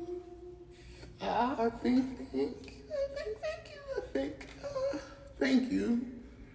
Can you leave now? Can you go away? Because I wouldn't, and this is in the daytime. So the man is not even doing it at night, if you haven't seen the video. Let's get into his speaking out. Now to the black pastor arrested by Alabama police as he was watering his neighbor's garden while they were out of town. TJ Holmes is with us now. And what Pastor Michael Jennings is saying after the ordeal. Good morning. All right, Stray. Driving while black, walking while black, golfing while black, swimming while black, napping while black, staying in an Airbnb while black, sitting in a Starbucks while black, bird watching while black. When you see this video, and if you watch this program here on YouTube, I gotta wonder what these news anchors. There's 4 news anchors right here. Excuse me. 2 of them are black and 2 are white. I wonder what you must be thinking as a white person who says, they don't see color, which is one of the dumbest things I've ever heard. Or you're for black people. I really gotta wonder what you sit and think. Because if it were me, and I was seeing, I would just feel horrible.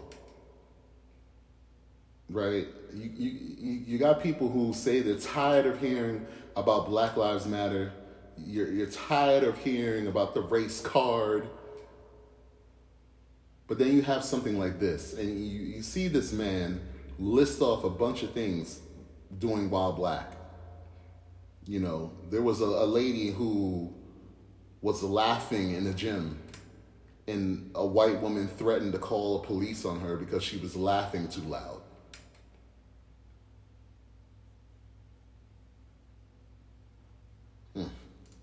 I don't even know where to go from there. So I'm just going to go back to this video. Become a part of our vernacular here. And look, you and I talking about plenty of these stories here. Add to this now, watering your neighbor's plants while black. That's what this pastor was doing, and police were called on him. And now we have this police body cam video that shows how he goes from literally a water hose to handcuffs in just a couple of minutes. I ain't did nothing suspicious or nothing wrong. Told him I'm a pastor. I pastor, so I don't want to hear. You want to lock me up? Lock me up. This newly released police body camera video shows the arrest of an Alabama pastor who was watering his neighbor's plants. Do what you got to do, don't lock me up. This past spring, Pastor Michael Jennings was doing a favor for a neighbor who'd asked him to water their plants while they were out of town. But police arrived and started questioning him. This vehicle is not supposed to be here, and you're not supposed to be here. You saying that? I'm Pastor Jennings. I live across the street. You're Pastor Jennings? Yes, I'm looking out for the... Imagine you live across the street and you decided to help your neighbor while they were out of town. You walk across the street, plug up the hose, water your friend's plant, and then somebody else looks and says, oh, hell no. Okay, okay. Well, that's cool. Now, do you have like ID and all? No, man. And then the cop goes, oh, that's cool. It's the blatant disregard that these people have, these police have for what he just said. Because again, what would be next, right? Would you really water plants and then break in with no ski mask on, no nothing on? You're not even trying to hide yourself. You don't even have a coronavirus mask on. Here you are watering plants. And now you want to get my ID, which is another thing. you shouldn't have to show ID. If you're going to give me a ticket for something, you give me a ticket, but you don't need my ID to give me a ticket. Right? Even driving, you give I guess they check your driver's license, but if you're just walking down the street, no cop should just be pulling up to you and saying, "Let me see your ID. I want to see who you are." That goes back to the way they've policed us for hundreds of years. Because when slavery ended, they put together police departments to watch black people. This is that. Now you're going to ask him for ID for watering a plant. What are you going to find with this ID? That he doesn't live there? He told you that. He told you he's watering a plant. So what are you going to do with his ID now? You want to look him up and see if he got any records, right? That's what you want to do because he's watering a plant. Why not? I ain't did nothing wrong. And if you're not wanting to identify yourself, who calls y'all? If you're not willing to identify yourself while watering a plant, then I'm going to have to arrest you. That's what we're going to figure out. I ain't did nothing suspicious or nothing wrong. Told him I'm a pastor. I pastor to all these. You want to lock me up? Lock me up. We're just trying to talk to you, man. Come here. Look, man, let me see your phone. Let me see your phone. Just calm down. No. Stop. Do what you got to do. Calm down. I told you I'm a pastor. Okay, look, man. Who called y'all? You have to identify yourself. All I did said, hey, man, do you... Look, you have to identify... This is this white cop. You have to identify yourself. All I did was say, hey, man, you live here. Nah, that's your car? Nah. Like, you're watering plants. You live here? Nah. Is that your car? Nah. The pastor was eventually put in the back of a squad car. A woman soon arrives on scene, identifies herself as a neighbor, and vouches for Pastor Jennings. He lives right there, and he would be watering their flowers. This is probably my fault.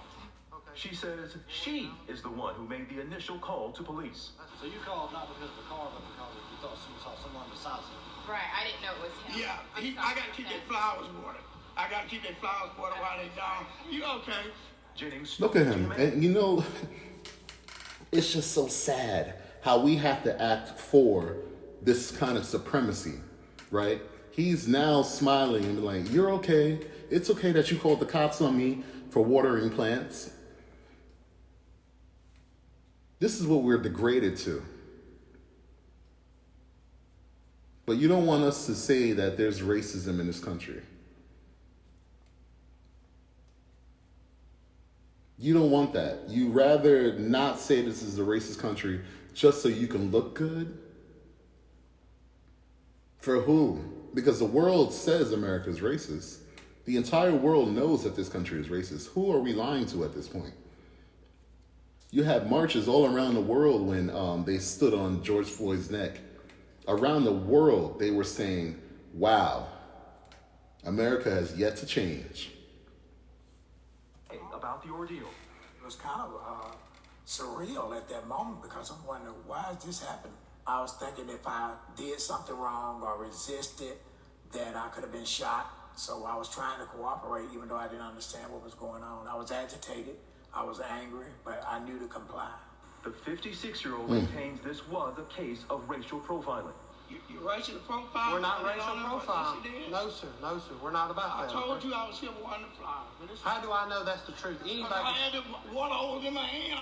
You're a police officer, right? And you say to this man, and his rebuttal is amazing because it was the truth. How do I know that you were there watering the plants? Because I had a hose in my hand watering the plants. This is a police officer who has to investigate crimes.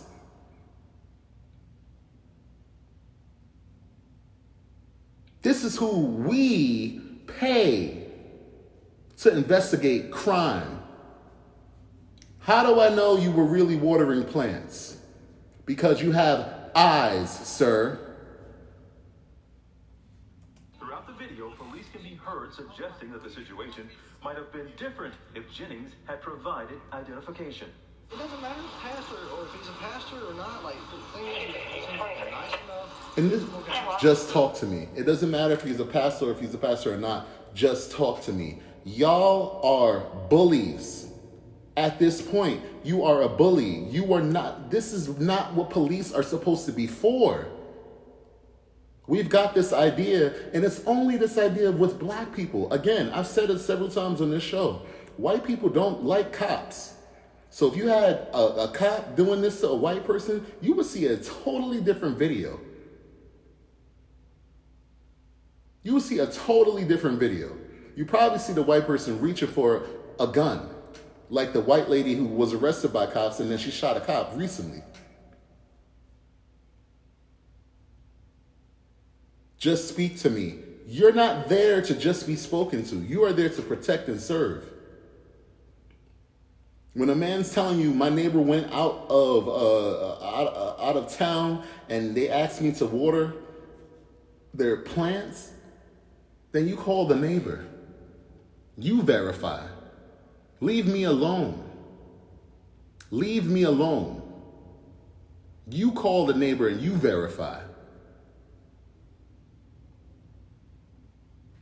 But to identify yourself, what did identifying himself, what was that going to do? Tell me, what was it going to do? It was going to do nothing.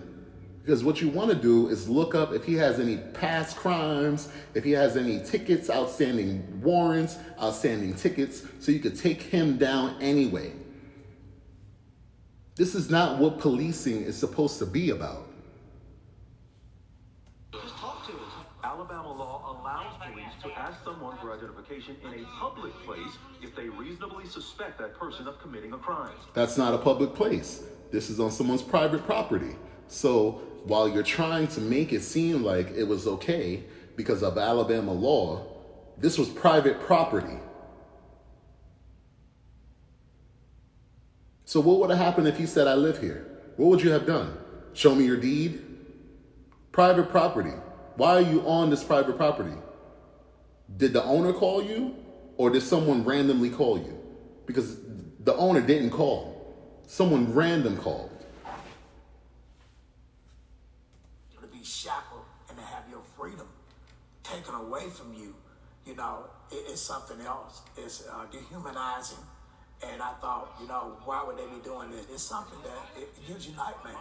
It gives you nightmares. Again, the Stockholm Syndrome doesn't change. It doesn't change. It never changes. And when you are a black person who thinks you don't have to face racism, you will. You will. Because it's all around. It never, ever stops. We want it to stop. You think I want to get on here and talk about this? I talk about it because people need to know. Because there are people who don't know that this stuff is going on, who don't watch the quote-unquote regular news. So they listen to programs like this and other black YouTubers who are out there working to show you what really goes on and how our rights are infringed on a daily basis. Black farmers recently called out Joe Biden, Sleepy Joe, for betraying debt relief promise. Let's get into this. Family, very interesting story. Once again, calling out the Biden administration. The Biden administration that made promises to black folk, in this case, specifically black farmers. We're going to continue to push this to let you know that we don't differentiate between what side of white supremacy the political parties stand on. Because the Republicans are openly hostile to black people and the Democrats smiling in your face. Come on, somebody talk black to me. All the time want to take your place, backstabbers. See, some of you like mannerable racists. Talk black to me. Long as the racists smile when they being racist. They still not giving you anything substantive. As long as they smile, as long as they come to that barbecue, that fish fry, as long as they come to your church and sing Amazing Grace with you. Ooh, speak, all sister. right. As long as you have nearness to the oppressive class, everything is all right. Listen, CBS News article I'm reading from. Black farmers say Inflation Reduction Act reneges on the promise promises for debt relief. Lester Boner, a tobacco farmer in Virginia, opened his mailbox one morning last June to find a letter from the U.S. Department of Agriculture. The 5-page missive said the remaining balance of a $50,000 federal loan he'd received to help him buy his farm will soon be wiped clean. This brother is 75 years old, family. He said it was going to release the greatest burden of my life, he said. He told CBS Money Watch. That's what's been setting me back this whole time. Watch what he says. It's been more than a year since Boner, who is black, got the letter from the USDA. But his loan still hasn't been forgiven. He now believes it will never be erased. $50,000. But we sent $8 billion to the Ukraine. $50,000 promised by Sleepy Joe. But we sent $8 billion to the Ukraine.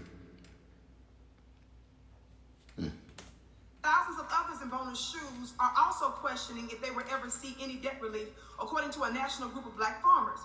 That's because a provision in the inflation... And also, you don't support farmers, period, in this country, right? This country does not support the farming industry. We're instead supporting fake food, which is real. I know that was a kind of crazy sentence. But we don't really support farmers. We don't support fresh crops. We don't support fresh produce. Reduction Act, which is set to be signed into law by President Biden, has significantly reduced the amount of funds allocated to the farmers for debt relief. The bill has also removed wording that specifically carved out money for black farmers to erase the USDA loans.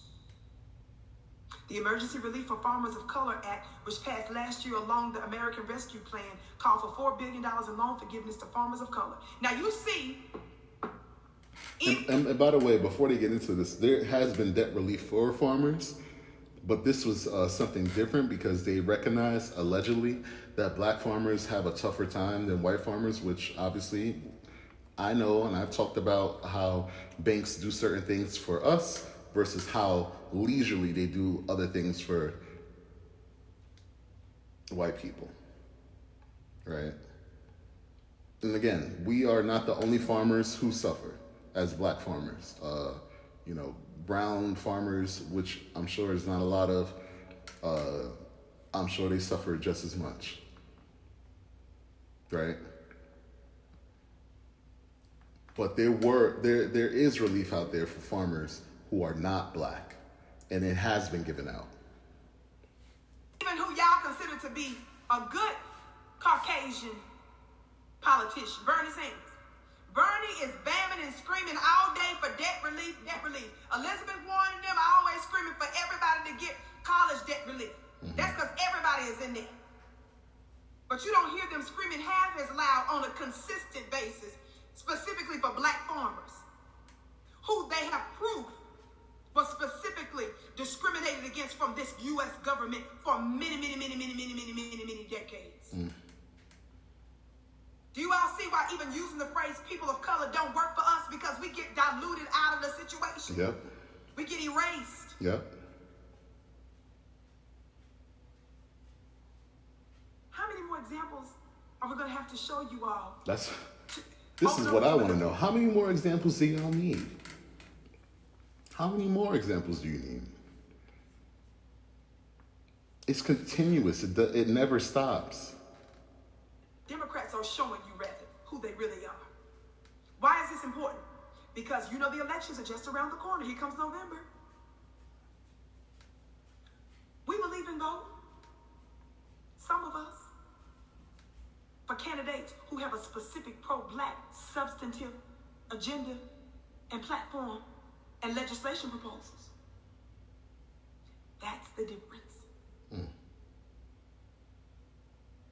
And we're showing you that they don't care about us. They use your very black vote to get substantive policies and resources to Afghans, Ukrainians, legal and illegal immigrants, The AAPI community, Asian Pacific Islanders, got $50 million of money that was redirected in the government to them, and they got political or legislative protections. Still, racism is banned, right? See, I'm not the only one talking about this stuff, y'all. If you think I am, you're sadly mistaken.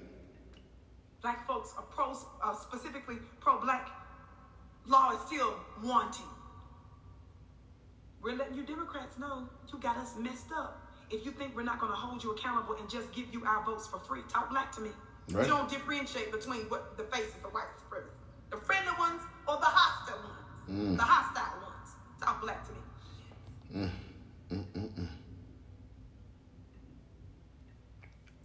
USC fraternities sever relationships with the university over new safety rules. Let's check this out. Several fraternity houses at USC severing their official relationship with the university over new safety rules. This after sexual assault allegations rocked the school last fall. The mother of one accuser is speaking exclusively to ABC News. Veronica Miracle from our LA station, KABC, joins us with more. Good morning, Veronica. Good morning, Robin. At this point, 8 fraternities here at USC. Okay, this is not a part of this segment. I'm sorry. I had the wrong story. There was a story about a black college that I'm not going to go into that because it wasn't correct. I'm sorry about that, y'all. In Plano,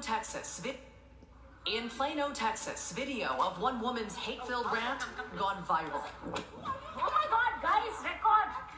Okay, and now I'm playing this video because again, this is the America is Racist segment. Here is a Texas woman arrested for a racist rant and attack against Indian American women. I'm just going to show you what supremacy is doing in this country. In Plano, Texas, video of one woman's hate-filled rant gone viral. Oh my God, guys, record! She's hitting me! She's hitting me! In it, you see her appearing to hit and hurling racist slurs at 3 Indian American women. Furry-ass bitches. Ooh. Go back to India! Why? We don't want you here! 58-year-old Esmeralda Upton has been arrested and charged with assault and making terroristic threats, captured in a nearly 5.5-minute video shared on Facebook by one of the alleged victims, who said, "I have lived in Dallas-Fort Worth for 29 years, and never have I felt so humiliated, threatened, and scared for my life." It's pretty shocking and disturbing. Plano police saying the incident is now being investigated as a hate crime. According to the Texas Hate Crime Act, if the crime is motivated by hate, by violence, by any form of prejudice, it can be investigated as a hate crime. In the video, you can see Upton come up to the group of friends multiple times, shouting racist remarks. Why did you walk up to us? I hate you Indians, that's why. Everywhere I go, you Indians are everywhere. One victim seen on camera calling the police. She's a white woman wearing a black dress. No, I'm not white. I'm Mexican. I'm Mexican. And I paid my way here. After appearing to hit multiple women, Upton can be heard saying she wants to be, quote, civil. She's no, let's make it clear, she's no fucking Mexican, okay? Whether or not she's in her bloodline is Mexican, this is a white woman, okay? She's a white woman. I'm sure she's married to a white man. I'm sure as hell. Because no kind of couth would allow you to act this way, especially if you're a Mexican. I'm sick of you Indian curry-ass people. Go back to India, please. You're no Mexican woman. Step my bounds, then I'm sorry. But the calm didn't last long. I swear to God, I will break the camera. Stop! There was physical. So she apologized, and because the people kept recording her, then she got violent again. These people are dangerous. This is why they need help. This is why I keep saying they need help. They need therapy, shock therapy. They need psychotherapy. They need a psychiatrist. They need it all. because they're a danger. This person said they lived in Texas for 29 years and never had to face it. That's why I keep saying to y'all, when you don't care about it, it'll come to your doorstep. And when it comes to your doorstep, there's not going to be everyone who's going to be backing you. Especially if you never were with us. Especially if you were never with us. Drunk Karen gets racist while sitting next to a black woman on a plane. Big mistake.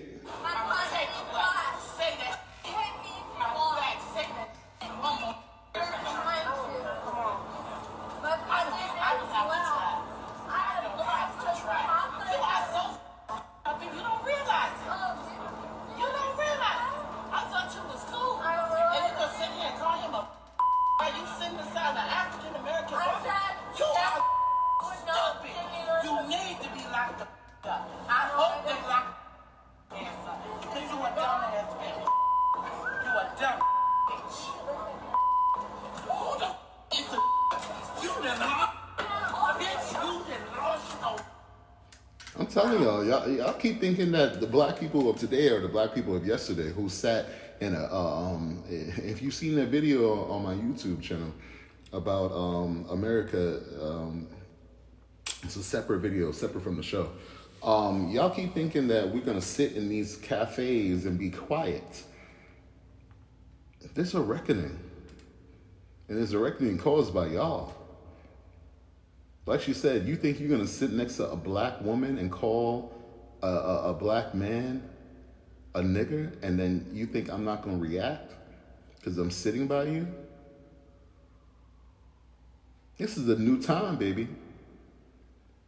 Y'all keep thinking that y'all are going to get away with it.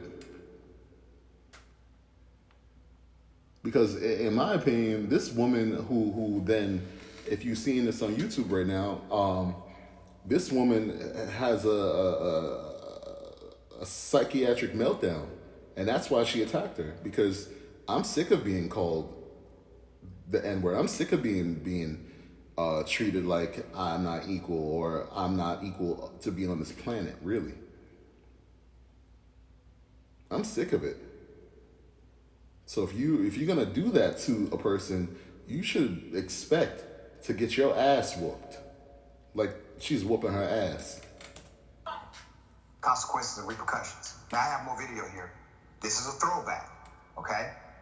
There's more. You done lost them. You understand me?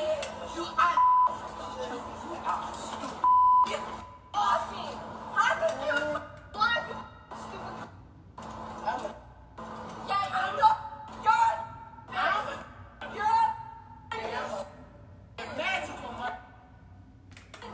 And you continue to say this country is not racist, but there are a bunch of white people sitting behind this lady and not doing anything, not stopping it. You let them say whatever they want, and you just stand there and watch like it's a damn TV show. Here's a man, a white man, sitting right behind this racist lady, just watching it. You say this country is not racist, but you just stand there and watch. Best you can do, you gonna sit beside me and call him a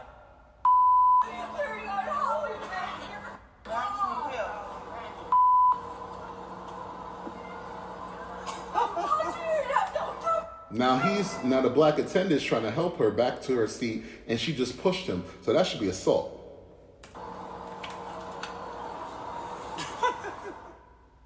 Karenicity in this one runs deep. A lot to unpack here. All right? Karens are dangerous.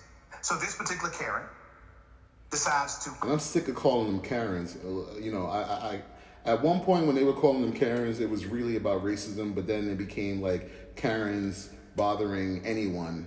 You know, a white kid skating on the sidewalk, Karen reacts. So they try to filter out what a Karen is, but we need to just be calling them a racist woman, not a Karen at this point, because we need to really continue to show the world what these people do.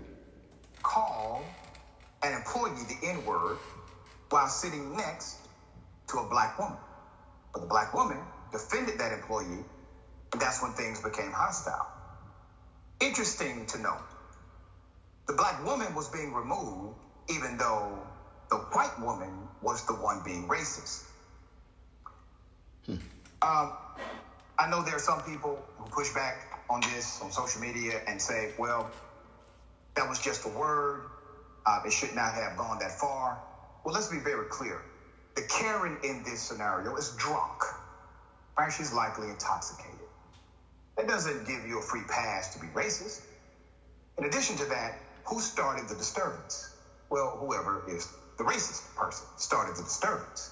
And then there was a response to the disturbance. And do you not find it ironic that when she feels as if she's in danger, she starts calling on the black employee to help her? All right. There's something interesting about Karens and airports. We have had a lot of stories about Karens and airports. This is another one I came across. Here it is. Oh my God, what the hell?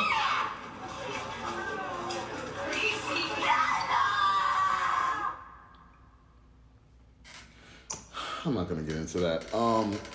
You know, and the point he just made was what I just talked about a few minutes ago, is that, you know, a white person wants to say it's just a word. That's why I keep saying to you that racism needs to be illegal, not just, you know, hidden under the First Amendment.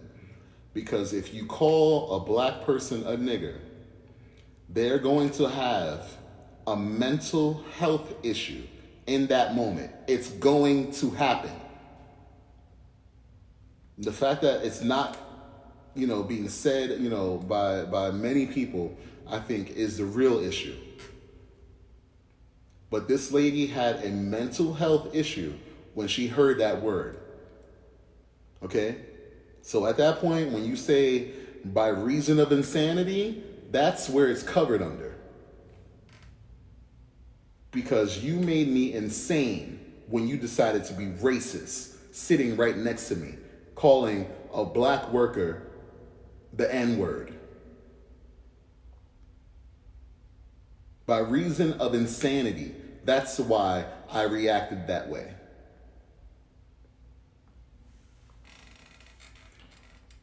I think I'm coming up on my 4-minute mark. I got 4 more minutes before Anchor stops me. Should I get into this story? Let me see how.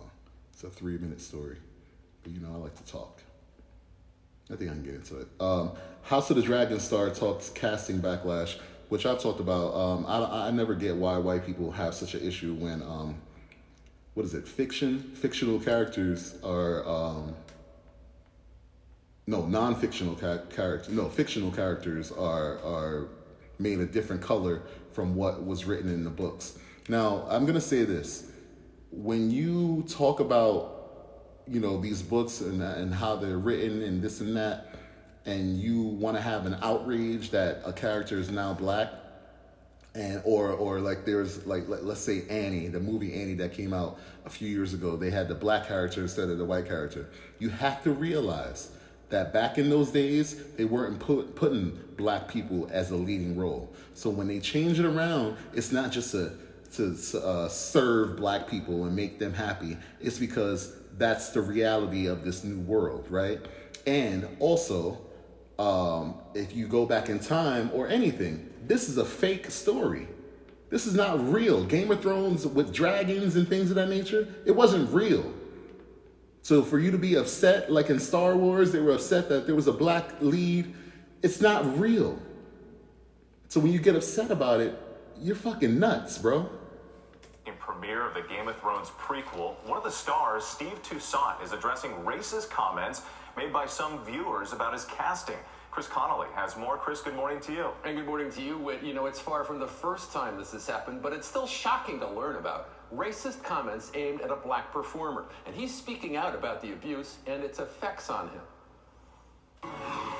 All those fire-breathing, air-raising, dismemberable moments on HBO's Game of Thrones prequel, House of the Dragon, delighting millions of viewers. Its first episode, a mix of the old, the even older, and the new. Those shipping lanes should fall it will beggar our port. New, like Corliss Valerian, a lead character played by Steve Toussaint, whose casting has put a micro-slice of the audience on tilt, appalled, it seems, at the sight of a black actor front and center in a fantasy drama. This is fiction. This is a made-up world.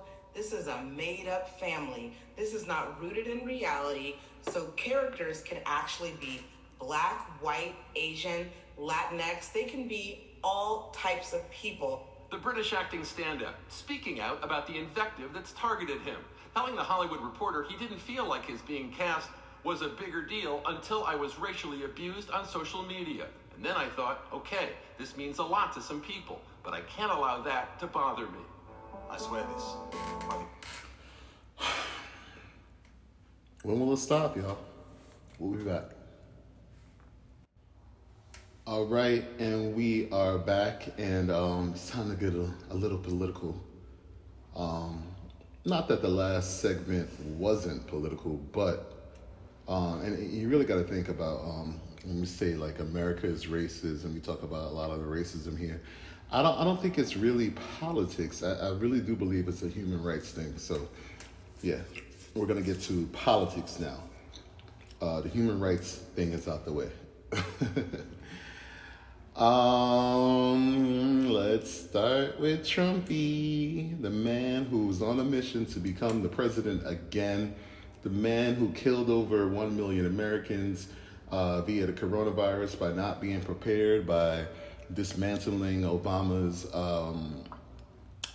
resources to stop pandemics, the man who tried to steal an election, who has broken election laws all around the country by calling all these elected officials and threatening them and telling them that they have to go find votes. And now the man who has been hiding files of I guess, national, I don't know what to say. But Trump had more than 300 classified documents at Mar-a-Lago. A lot of Trumpers or Trumpies, whatever you want to call them, you know, they have an issue with what the FBI did to him. The man was breaking the law. He broke the law. He stole items from the White House that were not supposed to be at Mar-a-Lago. He stole classified documents that no other presidents have done that we know of, right? And he's a danger. He's the true danger to America, as he has allies in Russia, he has allies in China, he has allies in North Korea, and they are all people who have issues with ding, ding, ding, America. But if you ask his supporters, they have no problem with this. They have no problem with him giving out documents that could eviscerate this country. So let's get into it right now. This is a story that's been going on for some time. Yeah, there's nothing more to say than to get into it, I guess, right? Come on, Michael Strahan. Fine, tell. The latest on the search of Mar-a-Lago. The New York Times reporting that former President Trump had more than 300 classified documents on the premises after he left office. Our senior national correspondent, Terry Moran, has more. Good morning, Terry. Good morning, Michael. Those documents are among the most highly classified secrets in the U.S. government, some of them, and we are learning more about the scope and magnitude of how many Donald Trump took home with him. The FBI has been concerned about how they've been handled and about how truthful Trump has been about what he's got. This morning, the New York Times is reporting that more than 300 classified documents have been retrieved from Donald Trump's Mar-a-Lago residence, including documents from the CIA, National Security Agency, and FBI on a variety of topics of national security interest. The thing is that this guy tries to present himself as, you know, a truther or telling the American people what they really need to know. But why haven't y'all heard what those documents were? If he did steal these documents, right? He did steal them. So why hasn't he told y'all what he found on these documents. He has yet to deny that he had documents. So why hasn't he told you guys, his supporters, his Trumpies, his Trumpers, his MAGA people, his patriots, why hasn't he told y'all what was on the documents? He's keeping y'all in the dark. For what reason? Why won't he tell y'all the truth? Why won't he tell y'all what America is doing behind y'all back that he had to take from the White House and keep in a safe and keep all around Mar-a-Lago? Concern over those 300 documents triggered the criminal investigation, still in its early stages, probing whether Trump and his aides may have mishandled material, refused to turn it over, or even lied about it. And Democrats are asking questions about how those documents were stored at Mar-a-Lago. 300 pages, just, a basement stairway away in an open, beach house is not where you would want that information. Since last year, the National Archives has been seeking documents Trump took when he departed the White House. Under U.S. law, they remain government property. The Times is reporting... Which is what I told you about in the last episode, that the documents that he sees, the documents that come across his desk, are supposed to be kept. I forget where they said, the National Archive. The National Archive is supposed to keep them, and then when they open a freaking library about this man, because every president gets a library, this one is going to have Playboy in his library. Those documents are supposed to go there. Every president has this happen to them. This is not out of the norm. This is regular. This is what happens. That the documents go to the library, even if they're documents that expose that president of being horrible, which George W. Bush has had to go through. His documents are there. But this man stole these documents, and then he took them to Mar-a-Lago, and the freaking chef could have read them and sold the documents to whoever, Cuba, whoever. I don't know, right? You don't know. But you Trumpies and you Trumpers and you MAGA and you patriots are okay with that. That this idiot would steal documents and keep it in like anywhere.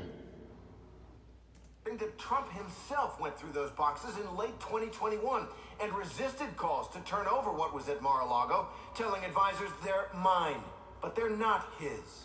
Initially, Trump turned over 15 boxes in January, but the FBI believed he had more, issuing a subpoena. So there you go, right? This happened. Now this is the crazy part, right? This is the absolute crazy part. So I don't think we knew about this, that he turned over 15 boxes, right? Why would you turn over boxes if they're supposed to be yours? Why would you turn over boxes if you didn't steal them? And why is he not in jail? Why is he not in prison for stealing them already? Right? He already turned over boxes. Oh, I took it by mistake. You can't do that. You can't go to Walmart and be like, oh, I took some magazines by mistake. I was just keeping them here and I was gonna, whatever. You can't go anywhere and just take things and then turn them back over and not get arrested. You can't do that. And he shouldn't be able to either. For them in May, even after a June meeting where a Trump lawyer said in a statement that all documents were turned over, the FBI still believed Trump had more, prompting the search warrant this month and the recovery of 26 more boxes. Republicans are demanding the Justice Department's justification for the search. You're going to turn to the former president. See, and this is the thing. They're demanding the justification of the search of him stealing already. He already, and admittedly, his lawyers admittedly said he had no more boxes, but now y'all asking why are they searching for more when they feel like he has more and then they find more. These Republicans, there's no word for this. There's no freaking word for this. They are only doing this to try to keep their positions, and they're lying to y'all and pretending like they're for y'all. You Trumpers, you Trumpies, you patriots, you insurgent people. and Mar-a-Lago. They want to make certain that this is to the highest level. There's an imminent national security threat. In federal court on Monday, Trump filed to halt the Justice Department's review of the material seized in the search, requesting a special master. That's an outside individual appointed by the court to do so instead. Trump also demanded that the documents be returned, claiming executive privilege. But as a former president, Trump's claim of privilege is thin. The documents belong to the National Archives. This is what I keep telling you. Previous presidents have taken home material that subsequently was retrieved by the government after negotiations. In this case, negotiations have been going on for months. They had not reached any satisfactory conclusion. And because of those classified materials, the FBI decided that they had to move. Michael? Ridiculous. Ridiculous. Firing back at the Justice Department in his first rally since the lawfully executed FBI search of his private club last month.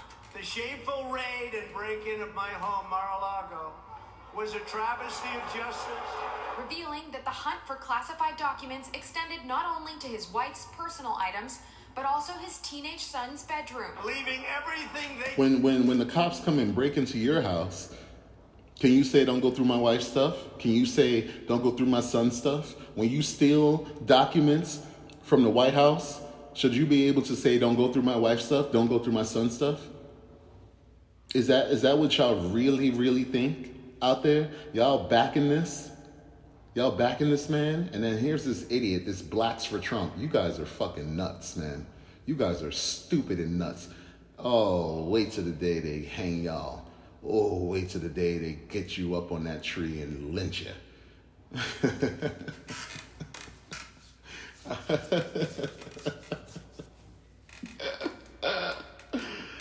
Oh, wait till the day.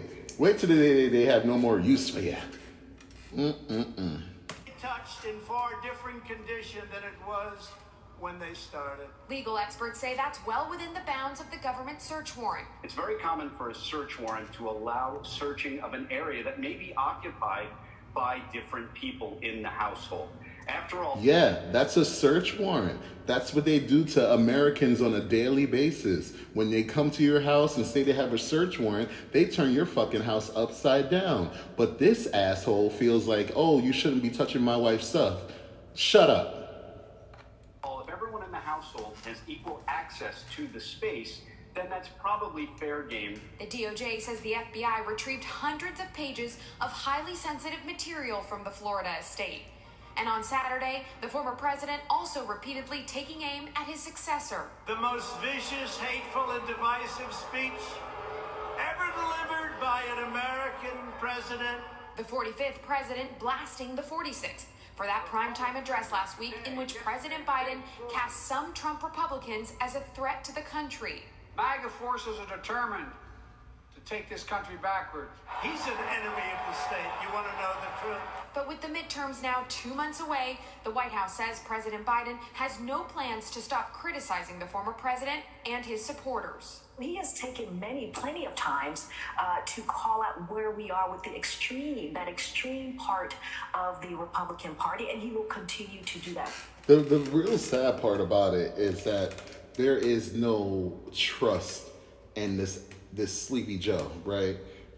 That's the real sad part, because if he had the trust of the American people, then what he's doing, no one would, there would be backers on his side. But a lot of people don't trust that man, right? They don't trust him because of how he falls asleep.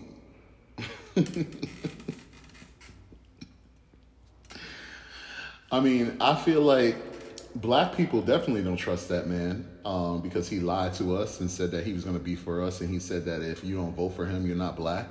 And he did nothing for us, and he has yet to do nothing for us after being in office for, 2 years almost? A year and a half?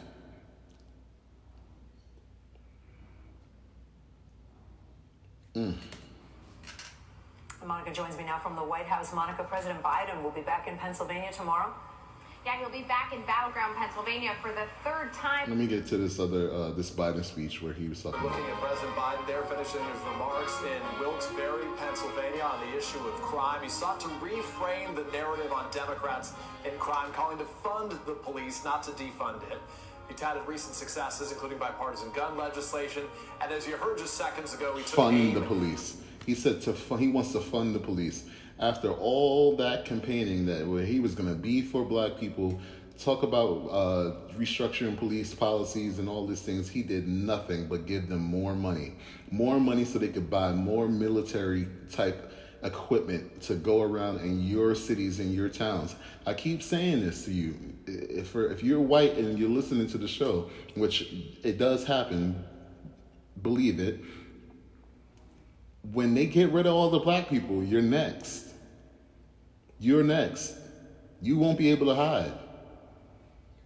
And the same tactics that they use on us is the same tactics they're going to use on you. At Republicans, my MAGA Republican friends, he described them, invoking the insurrection at the Capitol on January 6th and criticizing those Republicans who have not denounced and condemned those attacks. He said, for God's sakes, whose side are you on? He also criticized Republican attacks on the FBI following its search. They're on the Confederate side, Joe. To the president's home, the former president's home in Florida. We're going to talk a lot more about President Biden's remarks in just a moment from now. But the bottom line here, with exactly 10 weeks until midterms to control the Congress on the line, the White House is signaling it is not holding back on a new line of attacks on the GOP. President Biden speaking after his first midterm season rally last week, where he called elements of the hard right semi-fascism while speaking with a group of donors. It comes as President Biden is ramping up his travel schedule. It's going to return to Pennsylvania again later this week on Thursday. He'll deliver a primetime speech from Philadelphia's Independence Hall. A White House official telling NBC News that address will be framed as a, quote, continued battle for the soul of the nation. A direct parallel, of course, to his 2020 campaign kickoff in Philadelphia, where then candidate Biden offered himself as a defender of democracy against President Trump. Now, with Mr. Trump not on the ballot himself in November, the White House is trying to tie Republicans who are to Trump's ideology. The speech Thursday expected to invoke the fight for personal rights, likely an emphasis on the ongoing abortion rights fight in the country, an issue that has already helped to galvanize Democrats and grown that gap between Democrats and Republicans in this country. Also led to some Republican candidates scrambling to try to moderate, even to backpedal, erase if they could, their positions after election results in Kansas and in upstate New York this month. And yet, see, that's the crazy thing, that a lot of these Republicans thought that there were people, there were women out there, there were men out there who really believed in them, that they would back abortion removal from a lot of these states, and then they got voted out. They thought that hate, blistering hate, would be the reason why they got to stay in office, and then they got voted out. I don't know what the Democrats really have to do to really get the support that they need to take over this country. I really don't know or see. I don't see any, because, you know, Joe can't run again now. There's not, he won't win. You know, he won't win against Trump, that's for sure. And, you know, Trump is really trying to get in there so he won't go to prison. That's the only reason why he wants the presidency again, so he won't go to prison, because he's broken so many laws. Breaking news overnight, the Justice Department revealing the most information to date in why agents searched former President Trump's Mar-a-Lago home, finding some 322 classified documents, many of them top secret. And what we are learning this morning is raising serious new questions. It sure does. The feds are calling on the judge to reject the request from the Trump lawyers for a special master review device. They also released new evidence, including this photo. Look at this right here. Highly classified material they found at Mar-a-Lago, some kept in the former president's desk. And the filing reveals new details about the investigation, raises new questions about obstruction of justice. Chief Justice Correspondent Pierre Thomas starts us off from the Justice Department. Good morning, Pierre. George, good morning. Overnight, the Justice Department filing a stunning new motion challenging Trump's request for a special master and offering explosive new details alleging lies and obstruction of justice. I mean, the man obstructs votes, right? He's trying to obstruct American votes. I'm not going to play this video because if you see this video, he's already been granted this special master. President Trump's request for a special master. So basically this means an attorney from outside the government will oversee the documents seized by the FBI last month at his Mar-a-Lago home.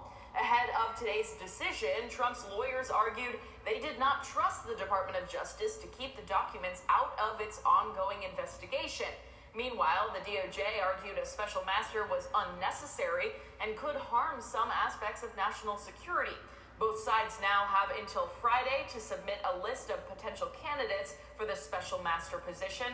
Right now, federal prosecutors are discussing their next steps, which could include an appeal. I think it's so dangerous what's going on here. You know, this man has a payroll or a bankroll that is not limited to money that he's made. It also comes from Russia. It also comes from China, North Korea. He has people that are looking forward to breaking this country down.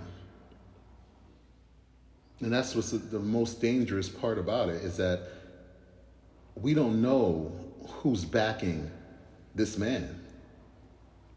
They shuffle money around all the time. So when you invite a special master to oversee this, as if he didn't steal the documents, as if he didn't already turn over documents because they were stolen, what in the hell? Now he gets to get a special master to look over things that he actually stole. You know, as an American, you would never be able to get through these things and have these things happen for you. You wouldn't be able to request a special judge after stealing.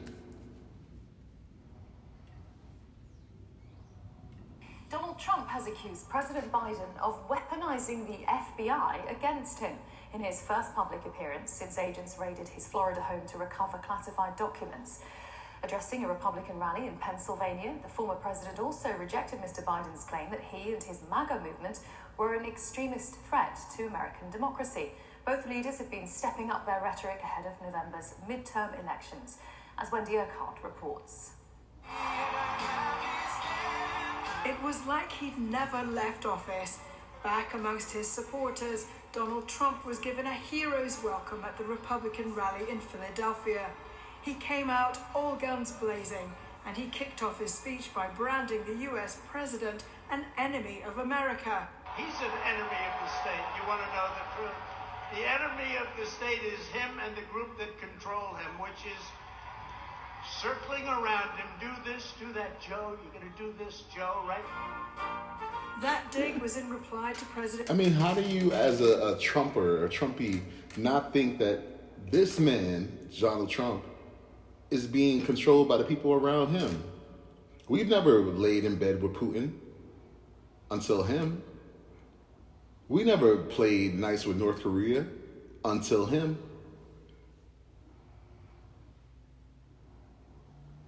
The enemy is him. Now, I'm not saying President Biden, you know, should be trusted. I'm not saying that at all. But I definitely don't trust Donald Trump. And the people that support him are only supporting him because they are racist people. Now, I'm going to say that at this point. Because there should be no reason why you are standing behind this man. There should be no reason at this point. If you are an American, if you say you're a patriot and all these things, there should be no reason why you stand behind him. He's breaking the law. He's allowing people to die. But it's who he's breaking the law for and who he allows to die. I'm kind of scared about what's going to be happening over the next few years. I mean, look at this. Video of ex-Georgia official escorting Trump operatives into election offices. Newly obtained video to CNN shows a former Georgia Republican county official escorting two operatives hired by an attorney for former President Trump into the county's election offices on the same day a voting system there was illegally breached. Drew Griffin has the details. Drew. Breaches of these voting machines, guys, in swing states are under investigation across the country. This one happened in Coffee County, Georgia, rural county. CNN obtained surveillance video at one of the offices where the voting machines were breached, and all this at the behest of one of Donald Trump's attorneys. I want to show you right now. This is Kathy Lathan we're showing you. She's the former chairwoman of Coffee County GOP. Already under investigation, this woman is, for posing as one of those fake electors who signed documents that declared Donald Trump was the winner of the 2020 election. Lathan can be seen here escorting a team of pro-Trump operatives into the Coffee County Elections Office, including an IT specialist who was working with Trump attorney Sidney Powell. This all happens on the same day the voting system in that office was illegally breached. January 7th, 2021, the day after the attack on the U.S. Capitol. Text messages, emails, and witness testimony from a civil lawsuit against Georgia election officials have connected Latham, that woman, to the plan to give the group access to the elections office. About a week before this voting machine... This is all around us. This is surrounding us. You got people, you can't even win right. You can't even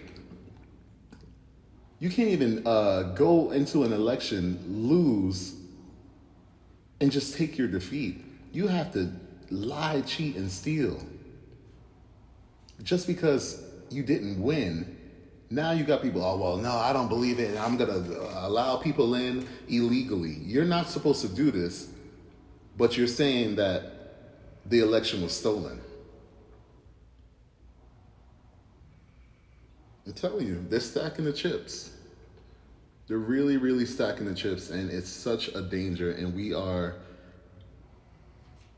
don't even have the power to do much because they hold the power. Supreme Court is held by these Republicans. They're already threatening to overturn some election laws. You got people all around this country, like you see in this video, allowing people through the back door. Well, really the front door. They're as brazen to allow you through the front door. Don't even come around back. Come right through the front. I don't give a damn. We're going to take this election back. This is a day after the insurrection. I don't get it. And the Democrats are doing nothing. Why isn't this being run on every channel? And this is here in Georgia. What is with Georgia? Like, I mean, how many votes do they get? How many electoral votes do they get? You know, that you would actually do this kind of thing. I don't understand. We're truly in danger by these MAGA people. You're trying to put up a front that this is for America. What America? Which America? I wish you would be as brazen to say for what Americans this is really for and who it's for.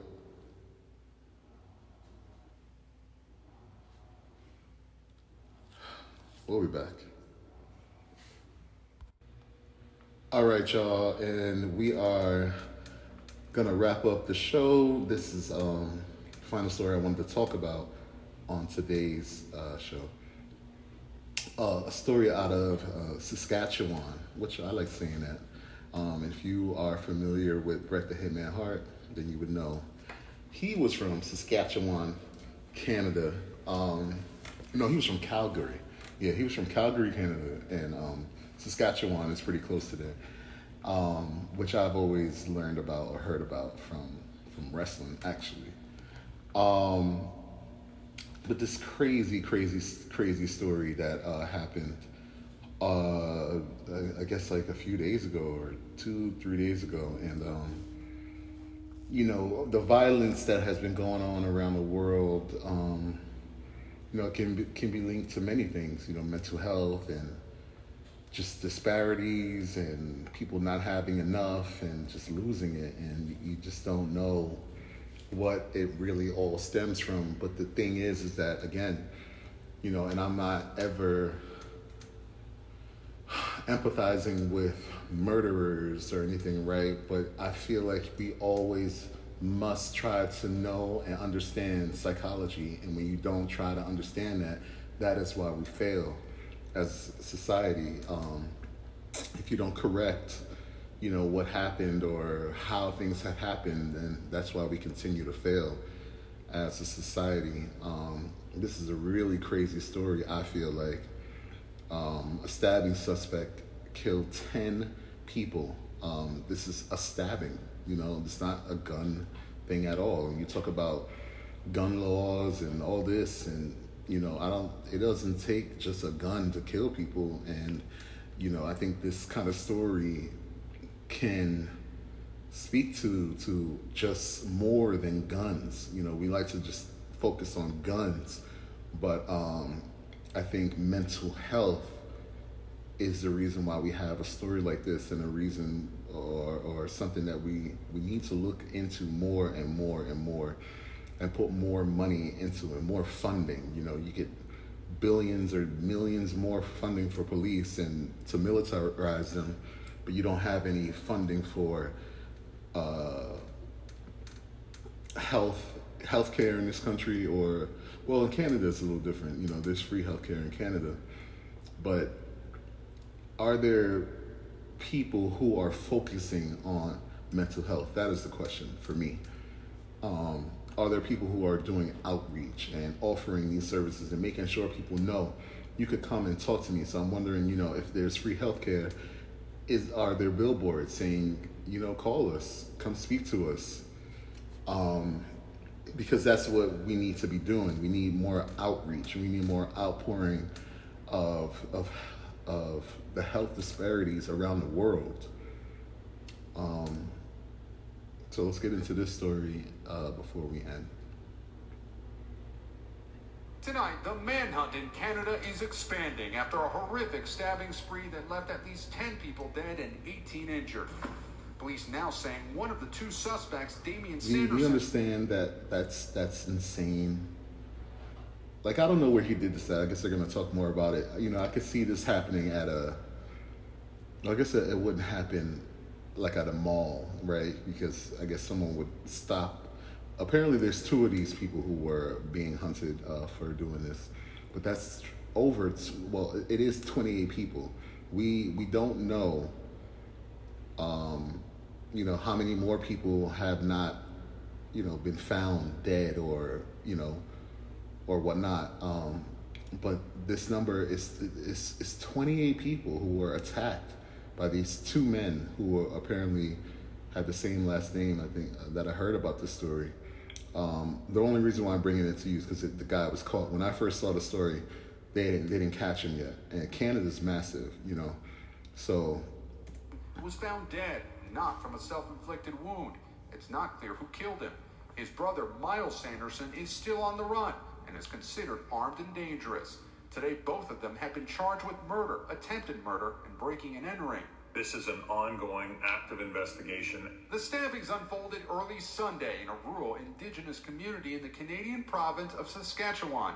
Police are investigating 13 crime scenes in the James Smith Cree Nation and the village of Weldon. Now I'm terrified to go to sleep at night. Terrified to open my door. Authorities say the men were then believed to have fled to the province's capital city, closer to the U.S. border. As far as the threat, Miles Sanderson is still at large. We still are advocating for people to be vigilant. The attack, now among the deadliest in Canada's history. This kind of violence, or any kind of violence, has no place in our country. So far, no word on the motive for the stabbings. Investigators say the suspects targeted some victims, while others were random. And you know, like that lady said, she's scared to go outside. How could you not be? You know? How could you, I mean, here you are, maybe just going to get your mail, and someone comes up and stabs you. And, you know, you hit the right place, it's over. You bleed out quickly. And it's just so scary that there are people out there who would really embark on such a terror of adventure for them, I guess, right? Because there must be some kind of excitement, or before you're going outside and doing it, you must be like, we're gonna do this and blah, blah, blah. And just to think that way, 10 people killed, 18 injured. And I hope all those people who were injured survived and get to tell us, what was going on when it started for them, because there seemed to be, like the guy said, some that were targeted and some that weren't. And you just can't live the way you used to anymore.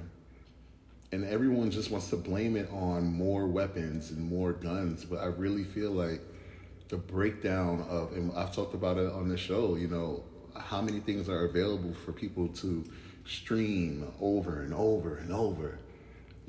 Gun violence, streaming on music, listening to it over and over and over and over, and it's hypnotizing you and making you feel like it's okay. Not only is it okay, but you can go and do it. And then, you have artists who just feel like, they shouldn't take any responsibility. I get it, it's entertainment for them, the artists, but you got to remember, there are people streaming this stuff over and over. And now with, streaming services like Netflix Prime and all these things, where people get to see murders and, behind the scene crime police shows and SVU, and, there's some kind of endorphins running through them that makes them think, I can do this and get away with it and be okay. Or if I die, then I die. Like this guy died, his brother probably killed him because, they're maniacs. They have no allegiance to anything. They're maniacs.